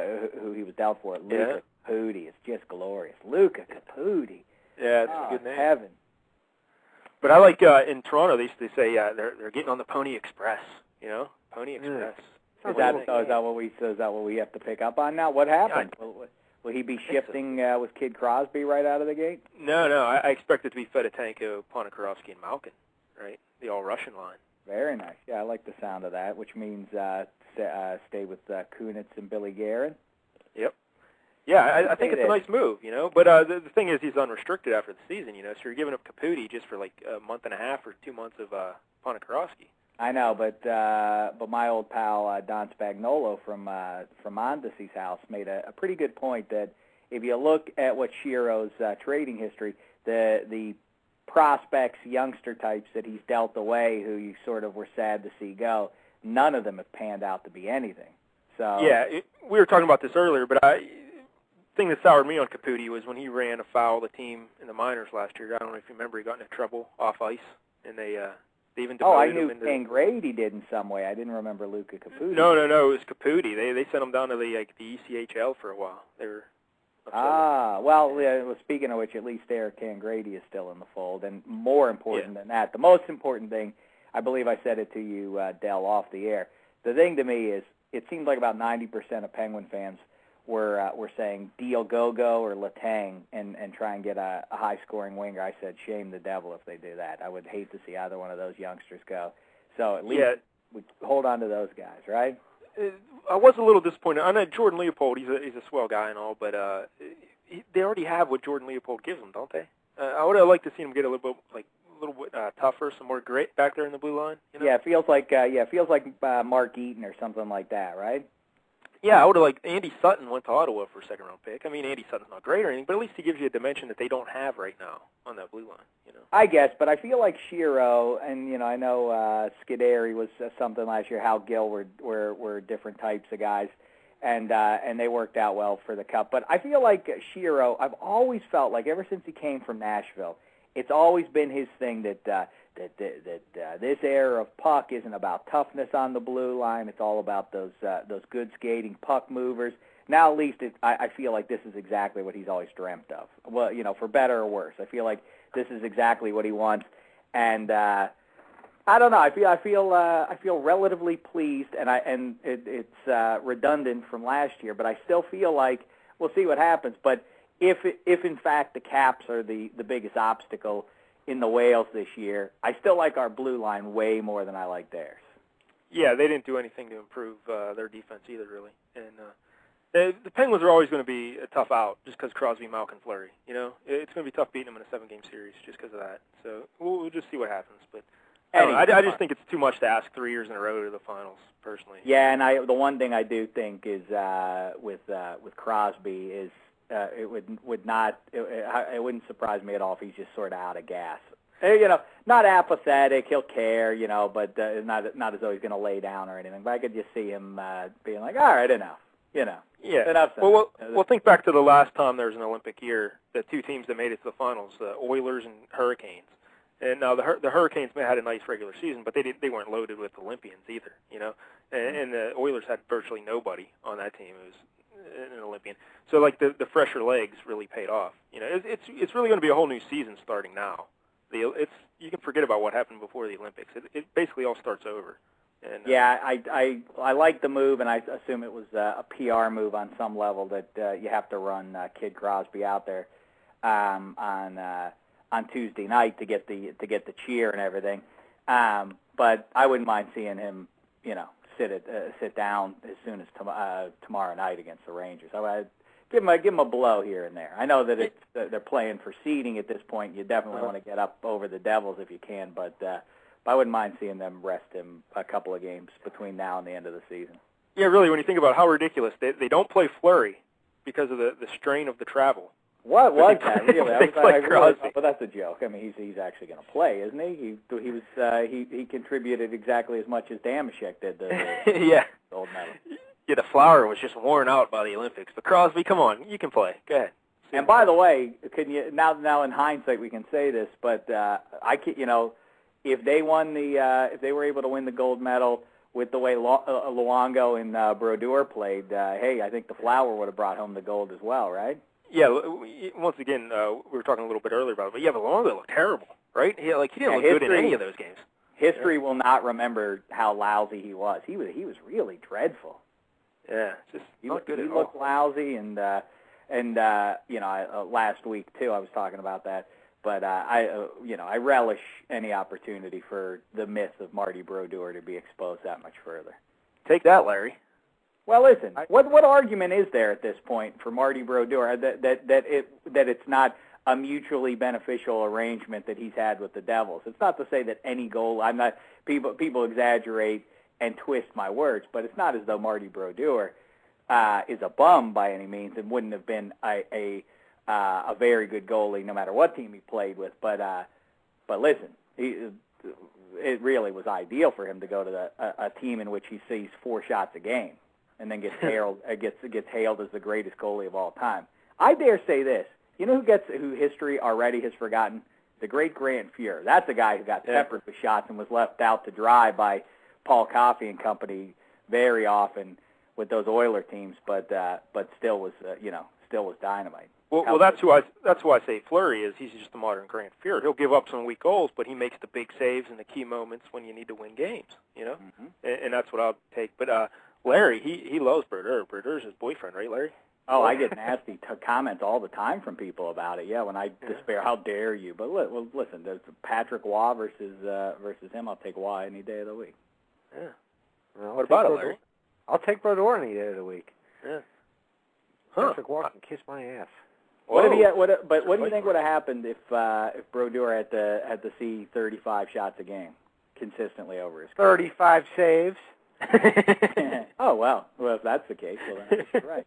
Discussion over. Yeah. Hey, Larry, how many Stanley Cups has he won without Scott Stevens? Here we go with your Scott Stevens again. Here we go. What? It's just a question. I don't ask.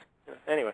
Well, Dave, I think that's way too much hockey already that we've talked. Yeah, all right. I'm sorry. I didn't mean to get in the way of that. So, yes, please, let's not let let's not hockey talk get in the way of any important discussion on your hockey podcast.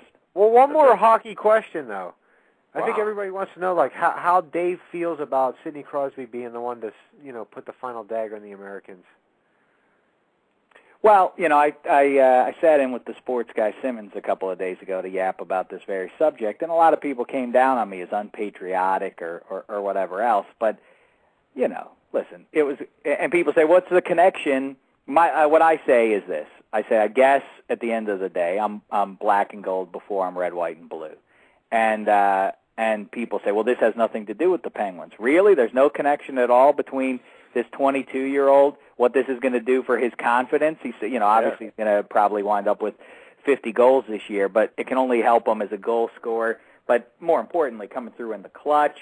Not to say he hasn't done it before, but let's keep in mind Game 7 up in the Joe last year. He was watching from the bench, so I'm sure there was some question about does he rise to the occasion in the big moment. Well, now that's all done for him in his head. He knows that he's the man who pulls it out in the end. And by the way, first of all, and everybody's talked about the fact that it's more important to the nation of Canada than it is to the U.S. Obviously, that's true. Anybody who draws the comparison between the 2010 U.S. team and the 1980 team, there's no underdog. I mean, I get a mild underdog status to the U.S. versus Canada, but it's not really comparable to 1980. And what's more, Canada, whatever, you can cross the borders freely. It's a delightful place to visit all over. There's so many nice provinces to visit, the ones I've been to, and the people there are across the board delightful people. This isn't exactly defeating our arch rival who's vying to rule the world or anything. So on that level, there's nothing to it. And lastly, as a sports fan, I know it's great when underdogs do it. 1980 Olympics was great when they pulled that thing out, and the underdog stories are great. Villanova, when a guy on a team who you didn't expect to make a big play makes the big play that wins you the championship, that's great. But to me, I think as a sports fan, it's even cooler when the guy who has all the pressure on him and, his whole life or his whole, the media has built that up to this over so many years, and probably, his childhood was compromised by this on some level, and all the pressure, all the eyes are on him, and he's able to still do it. That's right. I'm not a Kobe Bryant guy, but I think you have to say it's pretty awesome, or Michael Jordan, those guys, when everybody in the place knows they're taking the shot and they have to do it, and they do it. When they drill it time and again, I think to me, that's even more remarkable. It's one thing for a guy who you don't expect to do it, Mark Lemke of the Atlanta Braves, big hits and stuff. Like, how's he doing it? That's a fun story and everything. Mm-hmm. More impressive and more stirring for me when the guy who has all the pressure in the world on him rises to the occasion and lives up to all that hype. Yeah, like in the old Justice League cartoons, you want to see Superman save the day, not Apache Chief. You know what I mean? Now, see, you get me, Del. Yeah. You get me in a way that I don't think very many people do. I don't even know if the old lady gets me, and I guarantee you the old lady doesn't know who Apache Chief is. Oh, he was great. But hey, let's just live in the moment here, real quick. I'm gonna walk out here past the little girl. There she is. Wow. I'm going to just see. I just want to test my theory out here that she doesn't know who, of course, Oh, this will be good. It would be embarrassing if she didn't know who Superman was, so I'm not going to I think she has get into any Clark Kent kind of talk or anything. Yeah. Uh-oh. Well, you know what? She's not asleep yet. Hey, Mama, real quick. Hey, look, there's Jean-Claude Van Dameshek. Hey, real quick, Mama, do you know... Speakerphone. Say hi to everybody. Hello. Hey. Hi, how are you? Hey, real quick. Good. Simple question. Do you know who Apache Chief is? She's an Indian.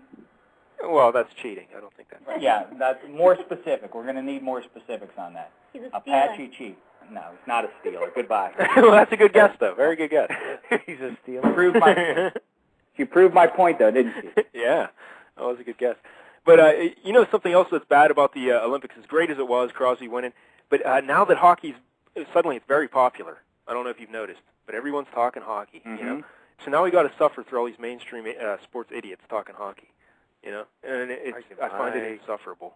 Well, that is weird, but I'll say this: it helps. It can only help for the guy if you said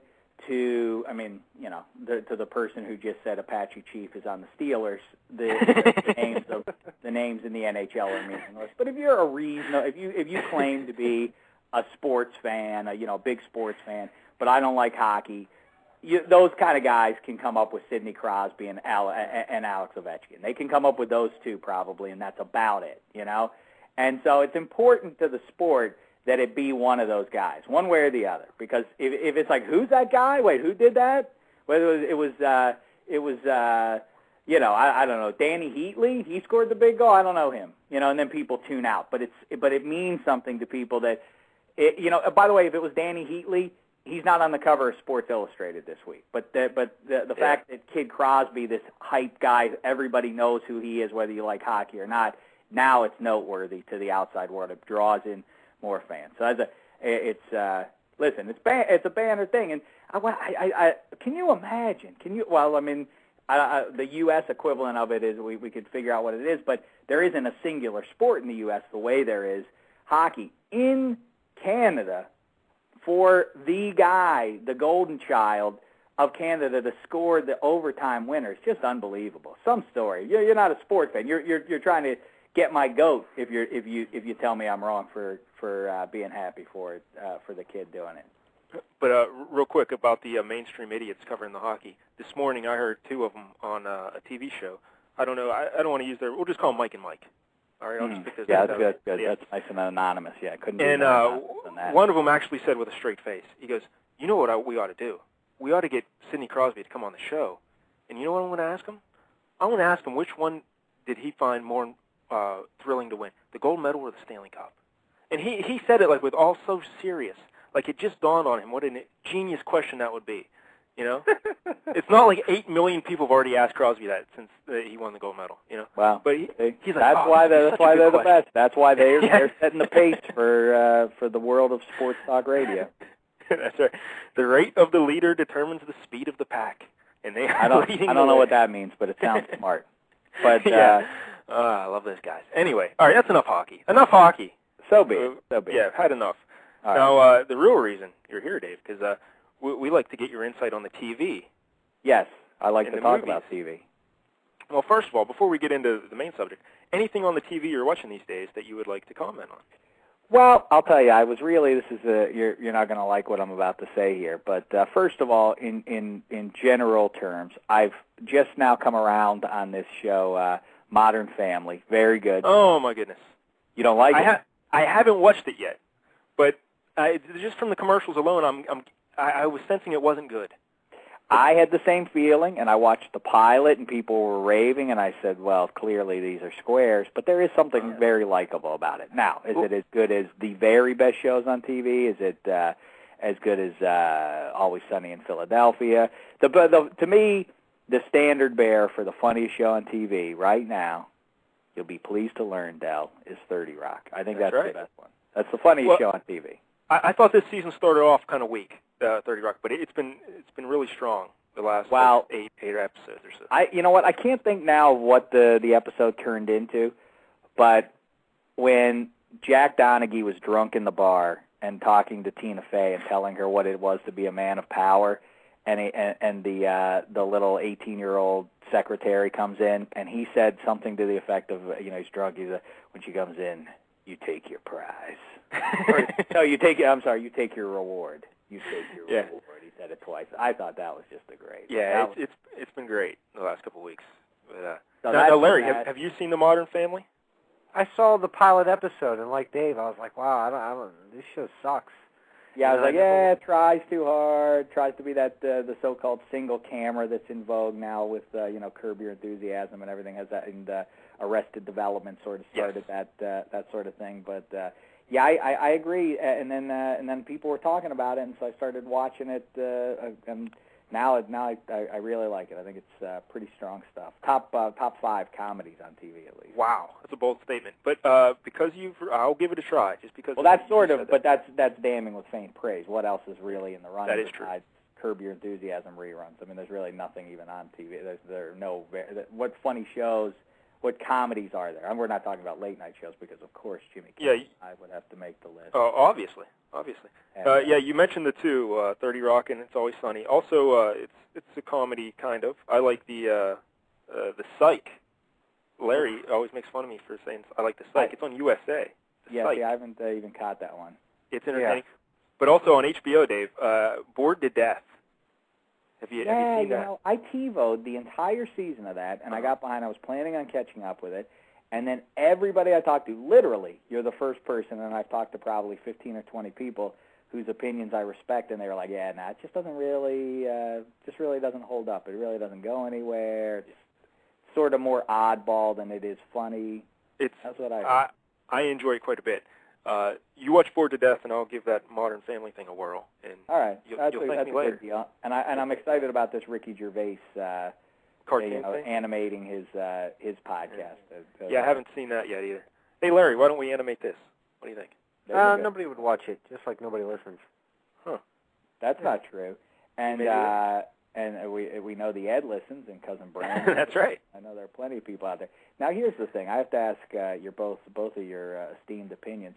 I've been surprised and unpleasantly so by the reaction of even fans of some of the work. People usually love David Feeney, but so far people, AdamCarolla.com, the new podcast, people reacting harshly to David Feeney. How so? Yeah. But Larry, why don't you take it first, and then Dave, I thought yesterday, well, I don't know when you recorded it, but, it came out yesterday. It was hilarious. I couldn't stop laughing. The whole bit you guys did with the, the answering machine bit, which, we've heard before, but is still classic. I felt it was important to establish who David Feeney was. Presumably people have heard me with Carolla if they're listening to me on AdamCarolla.com, so I figured, well, I don't need to do that, but we need to establish David Feeney, and so to provide that, we had to, tread some old soil in that way. And also, practically, like you say, we recorded that thing. We recorded it the week in between the title games and the Super Bowl, so however long ago that was. It was a long time ago, so we really we went out of our way to avoid any sort of topicality, so it was just basically us bouncing back and forth. But these people, who does he think he is to interrupt? That's basically what we do, right? Yeah. I don't know. But people don't have to like it. I was surprised that they didn't like it. Yeah, I read some of those comments, and they were a little harsh. How say you, Del?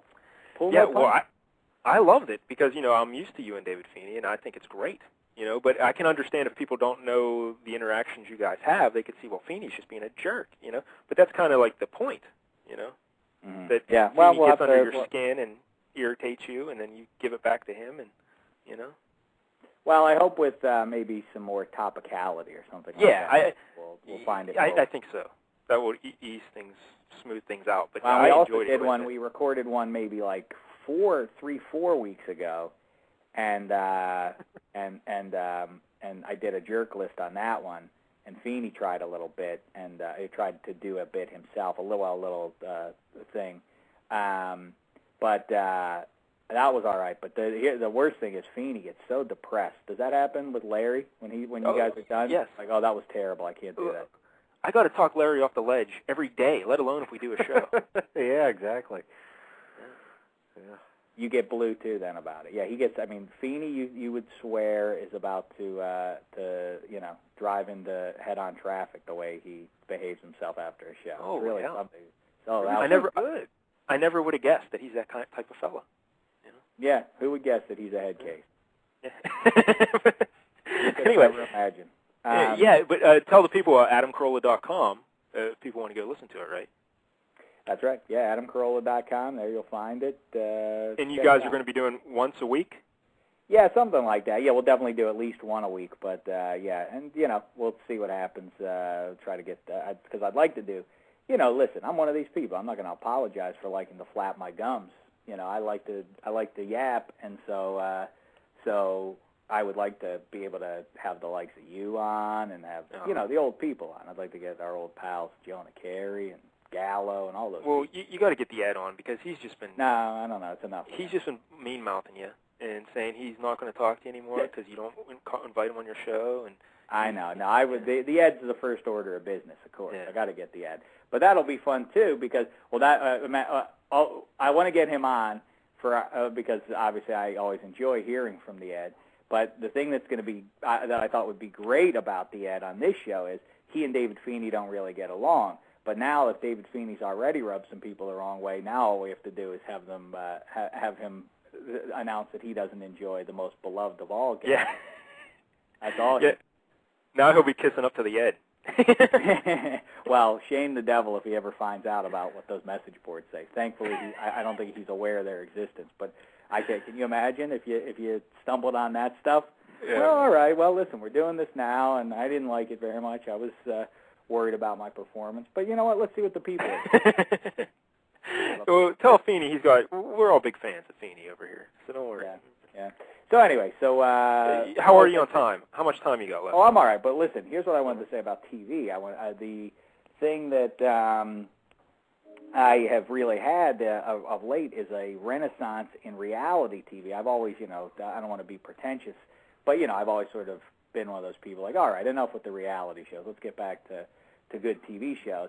But I am now back. I haven't watched Survivor. Do you watch Survivor? I don't, but Larry does. Larry loves it. So I watched the first season, and then I was like, and then when I heard they were bringing it back for a second season, I thought, all right, well, I don't know why, they're going to bring it back so quickly. And when it was in the same basic setting, I thought, well, all right, so you've already done the jungle, now you do a snow-capped mountain or something like that, and you start to do you do that. And then when it was a third season, like the same thing, it's always stuck on some jungle on the beach. What's the point of that? I was amazed that it just kept doing well, and I've always been amazed it stuck around. For some reason this year, I just decided, you know what, this is some sort of big all-star reunion show.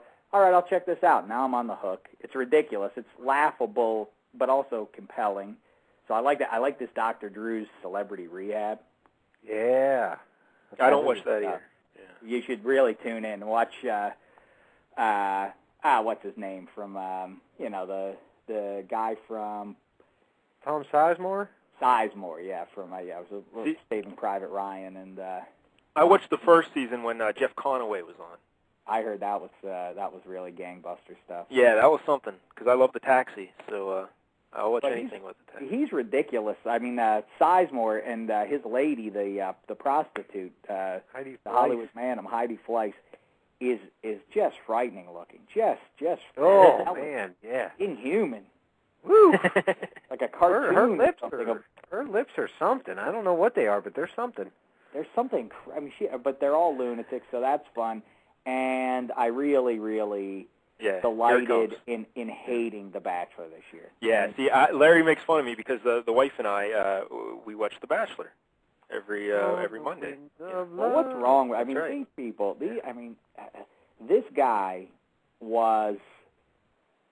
If you were around him in your regular life, if you were around him for about 11 minutes, you would say this guy's one of the bigger losers I've had the pleasure of hanging around with. Right? I mean, he's an idiot. Yeah. I mean, I don't mean a dummy, but he is clearly pretty vapid. But I mean, he's he didn't know what self-deprecating meant. Did you see that? I missed that. Yeah, they ran a little blooper reel, and he was saying he didn't know what self-deprecating meant. Well, I mean, his highlight to me of the season was he's up there with I think it was Vienna who ended up choosing a highly unattractive human being. Couldn't agree more. Yeah. Fox is everywhere. Fox is running free in this mansion.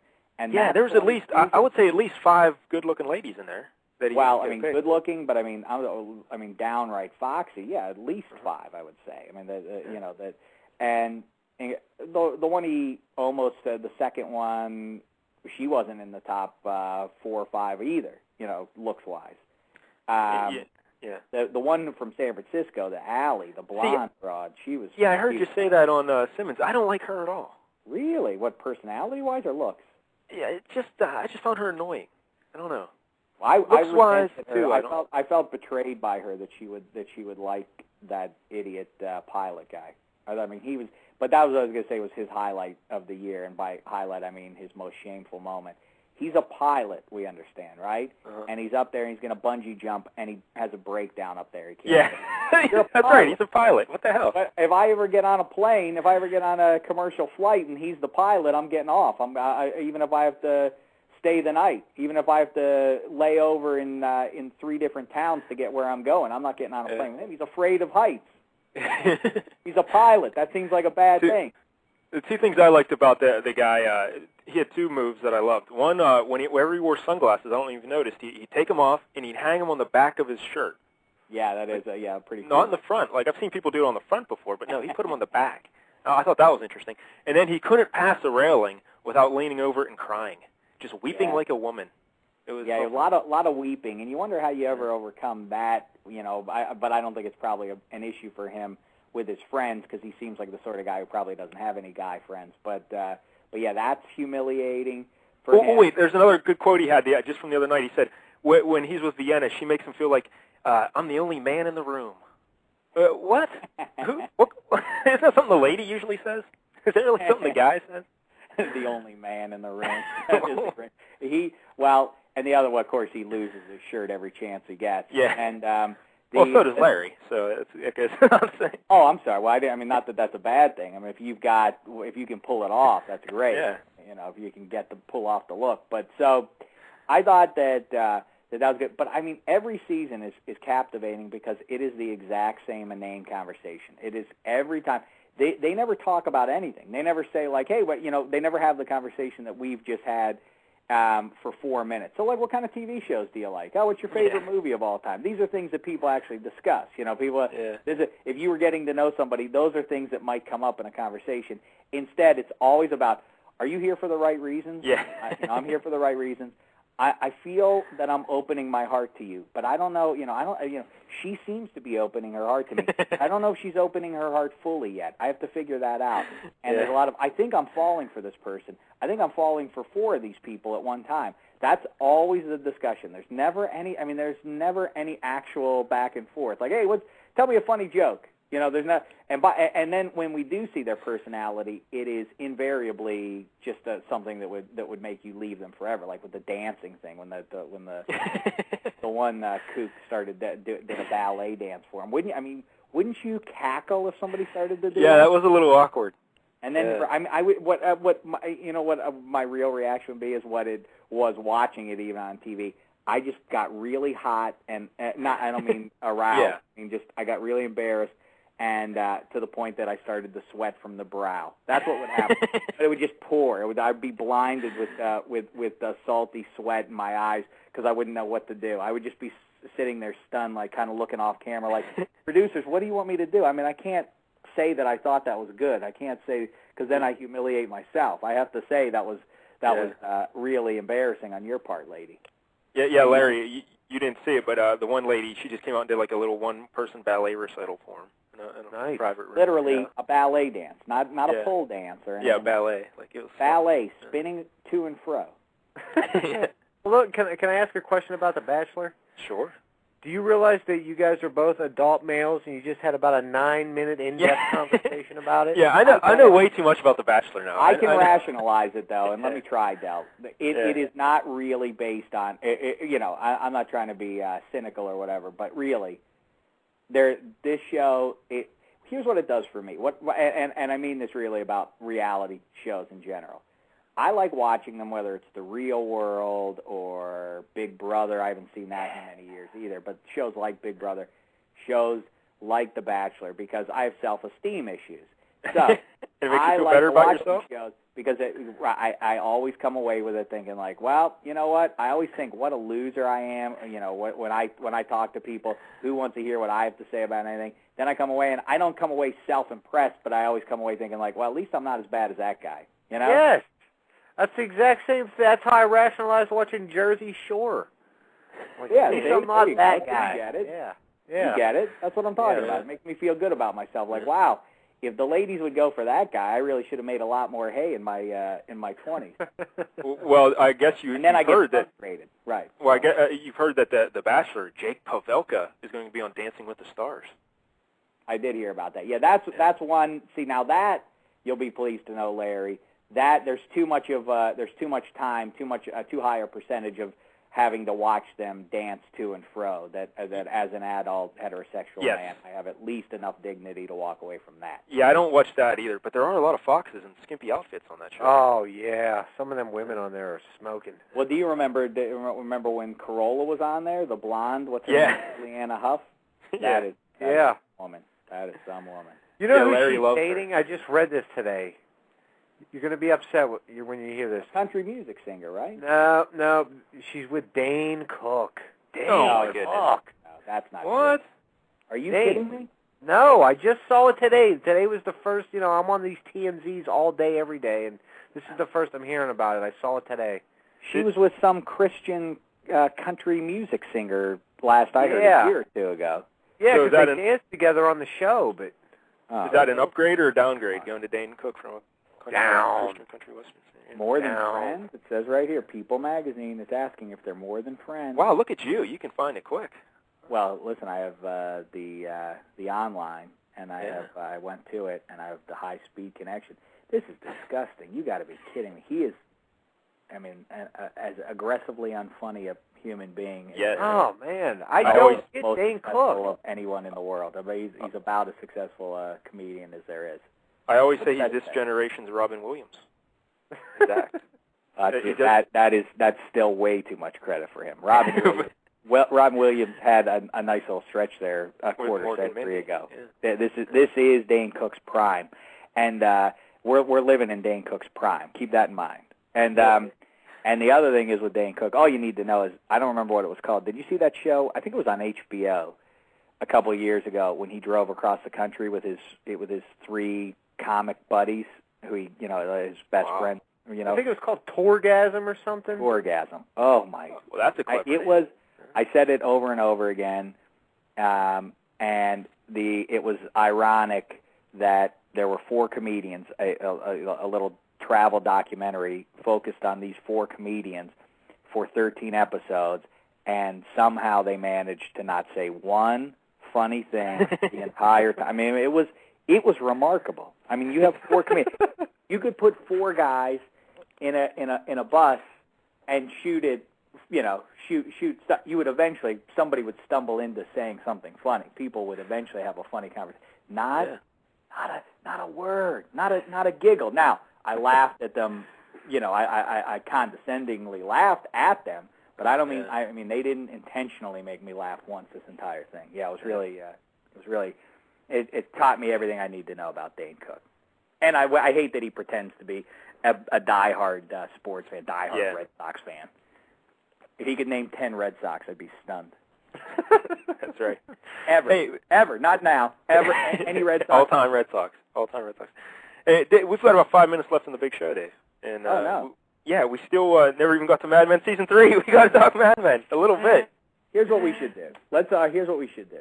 And I'm not saying let's wait until then to visit with one another on the LCS. But why don't we save Mad Men, a real Mad Men discussion, so right in front of Season 4 premiere, which should be, I think, in September, something like that, October? Maybe. Yeah. It's summer. When was last year's? It was end of August, I think, right? Yeah, I feel like it is actually. I heard somebody told me it was. Might have been someone named John Hamm who told me. Oh, geez, here he goes. Yeah, see, this is what we forgot to ask you about. Larry was all excited to ask you what it's like to know John Hamm in real life. But let me just say real quick, I think Season 3 Mad Men comes out in a couple weeks. So that's perfect, right? So everybody should tune in for that. The first episode. Yeah. I can't remember. Was the first episode when they travel to Philly? Yeah, him and Sal go on the plane, and he. I think if you've never seen the show before, it's one of those shows that definitely builds on itself, and you kind of have a hard time picking up on things if you hadn't seen the first 2 seasons. But I think you could get away with it. But if you're just looking for a sense of the show, just trying to get the vibe of the show, I think that's a great one to come in on. You get the sense that Draper, the fact that he can have any woman he wants. He doesn't have to go out of his way to do it. He has some of his all-time great lines in that one. The stewardess says, she's all over him. She's following him around like a puppy dog up to his room. He's basically trying to blow her off, but she's finally he's a man, and what is, and so she's following him all the way up there. And she says, I'm about to get married, and this might be my last chance to be with another man. He says, I've been married for a long time. You'll have plenty of chances. That's a great line. See, I couldn't remember that line earlier today. I was trying to think of that line, and I couldn't remember. But, yes, because I was thinking of the earlier one when they're on the plane, and Sal says, I've never seen a stewardess so willing. And Draper just says, really? Really? Yeah, that's that a great line. And then the return flight is great, too, after he catches Sal in the gay, what I guess what Draper saw implied that there was something going on, but of course we know that there was something going on there that exposed Sal as being gay, and he was worried what did Draper see and everything, and Draper gives him a big speech about what the ad campaign should be, and it ends with what the tagline for the ad campaign should be: limit your exposure. That's what he said. It doesn't make I don't care if you're gay. Limit your exposure. Well, I'm out tomcatting around. Just don't let anybody know about it. I thought that was massive. Yeah, that was good. What a show. And then the way things wound up at the end also. Fantastic. Yeah, I think that was one of my favorite episodes ever, was the season finale. But all right, we'll save it for a later date. We'll get into Mad Men season 3. But in the couple minutes we have left, Larry, ask your questions about the John Hamm to Dave. Dave, what's it like to hang out with Don Draper? You guys just sit around drinking scotch and smoking? It's well, you know what? First of all, the first thing I'll say about him is, and I think you can find that on YouTube and on Puck Daddy. I know they caught up with Draper. Actually, at the Olympics, in fact. Yeah. And he's done this other places. It's no secret he's a blues fan. Actually, I had him on my podcast whenever that was, a year or so ago, and. He's not one of these guys. He's not like Dane Cook, for instance. He legit, it's like, oh, you're a blues fan. So I started to talk to him on the air about it.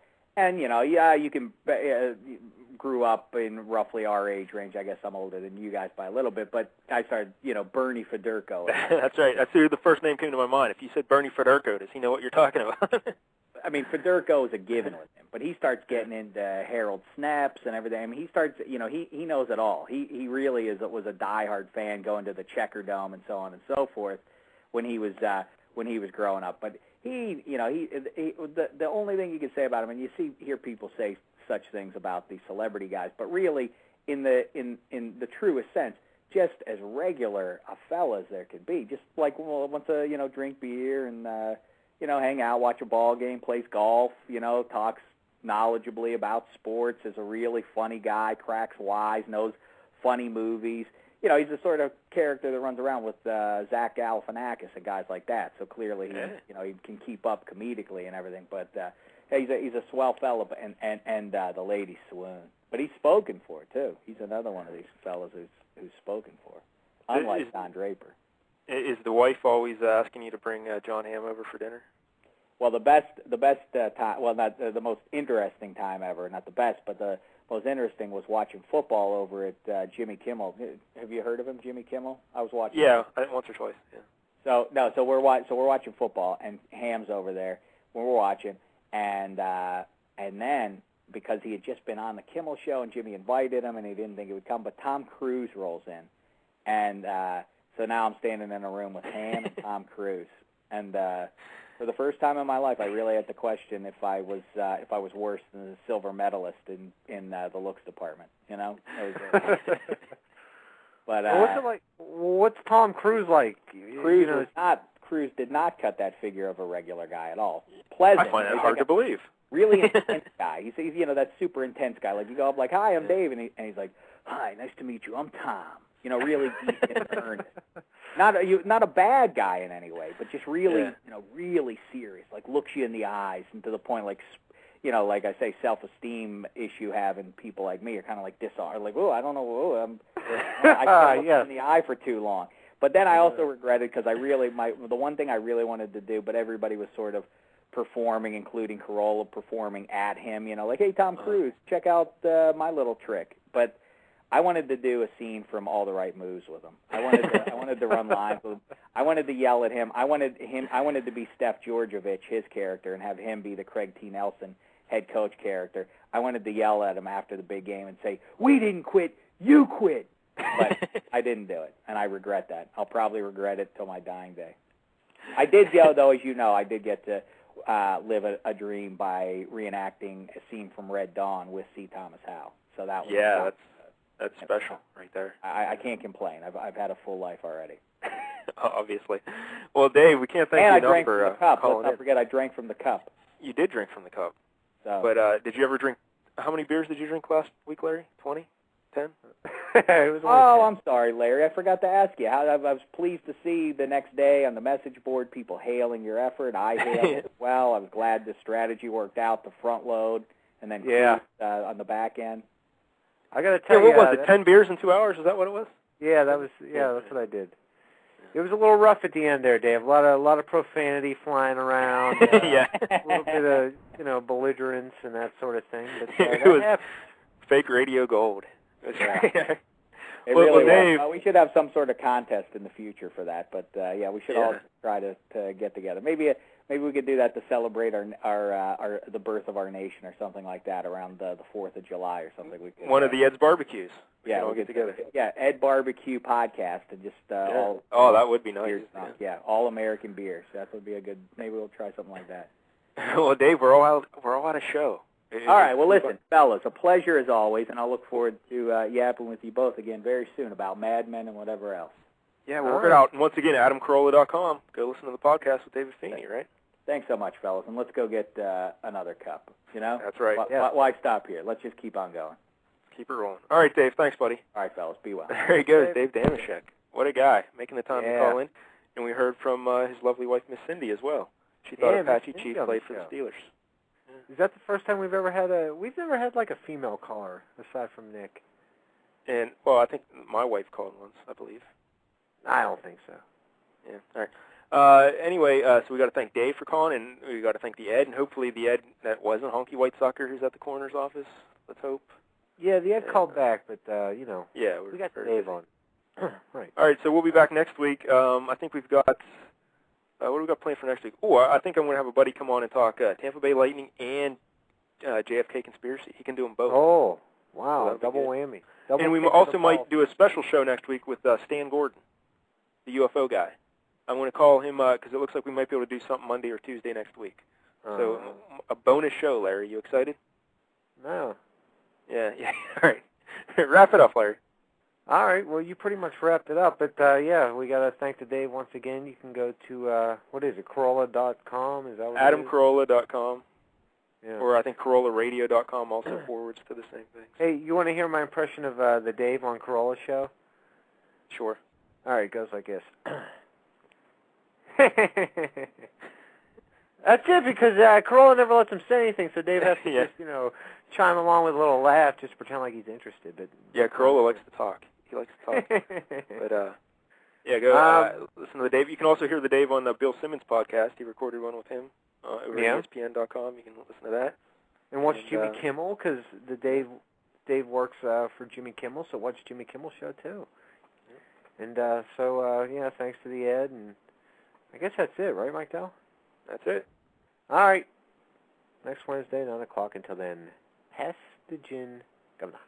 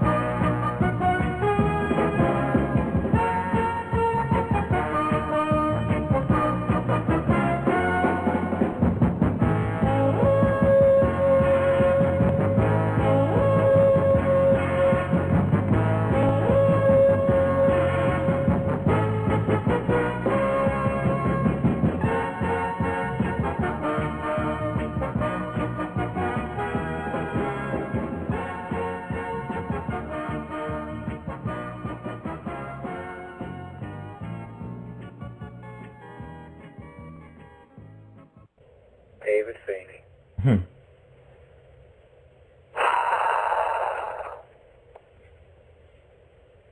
What's to be said?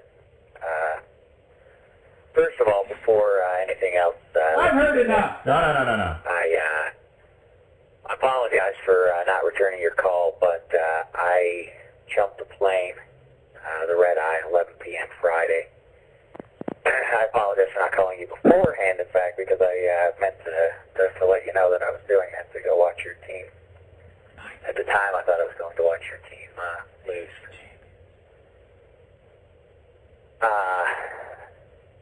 Flew out to Pittsburgh. Over a football game. Around midnight last night. Unbelievable. I was at Heinz Field, and as I'm sure you saw, as far as I'm concerned, it was tough. You hear the devastation? How pathetic. I don't want to say things that I can't take back later, but I really question whether or not I'm ever going to love again. Okay. That's right. After that. I'm a passionate man. How pathetic. I don't know when I'm going to be able to look at the world the same way. Oh, my God. A lot of people talk about 5 months ago, their world changed forever. Same goes here. Oh! About 4 p.m. Oh! Time yesterday. That's 9/11 you're talking about. I was lacking in perspective. That's the towers falling. Much as it disgusts me to say so. I did not sleep a great deal this weekend, so I may bed down at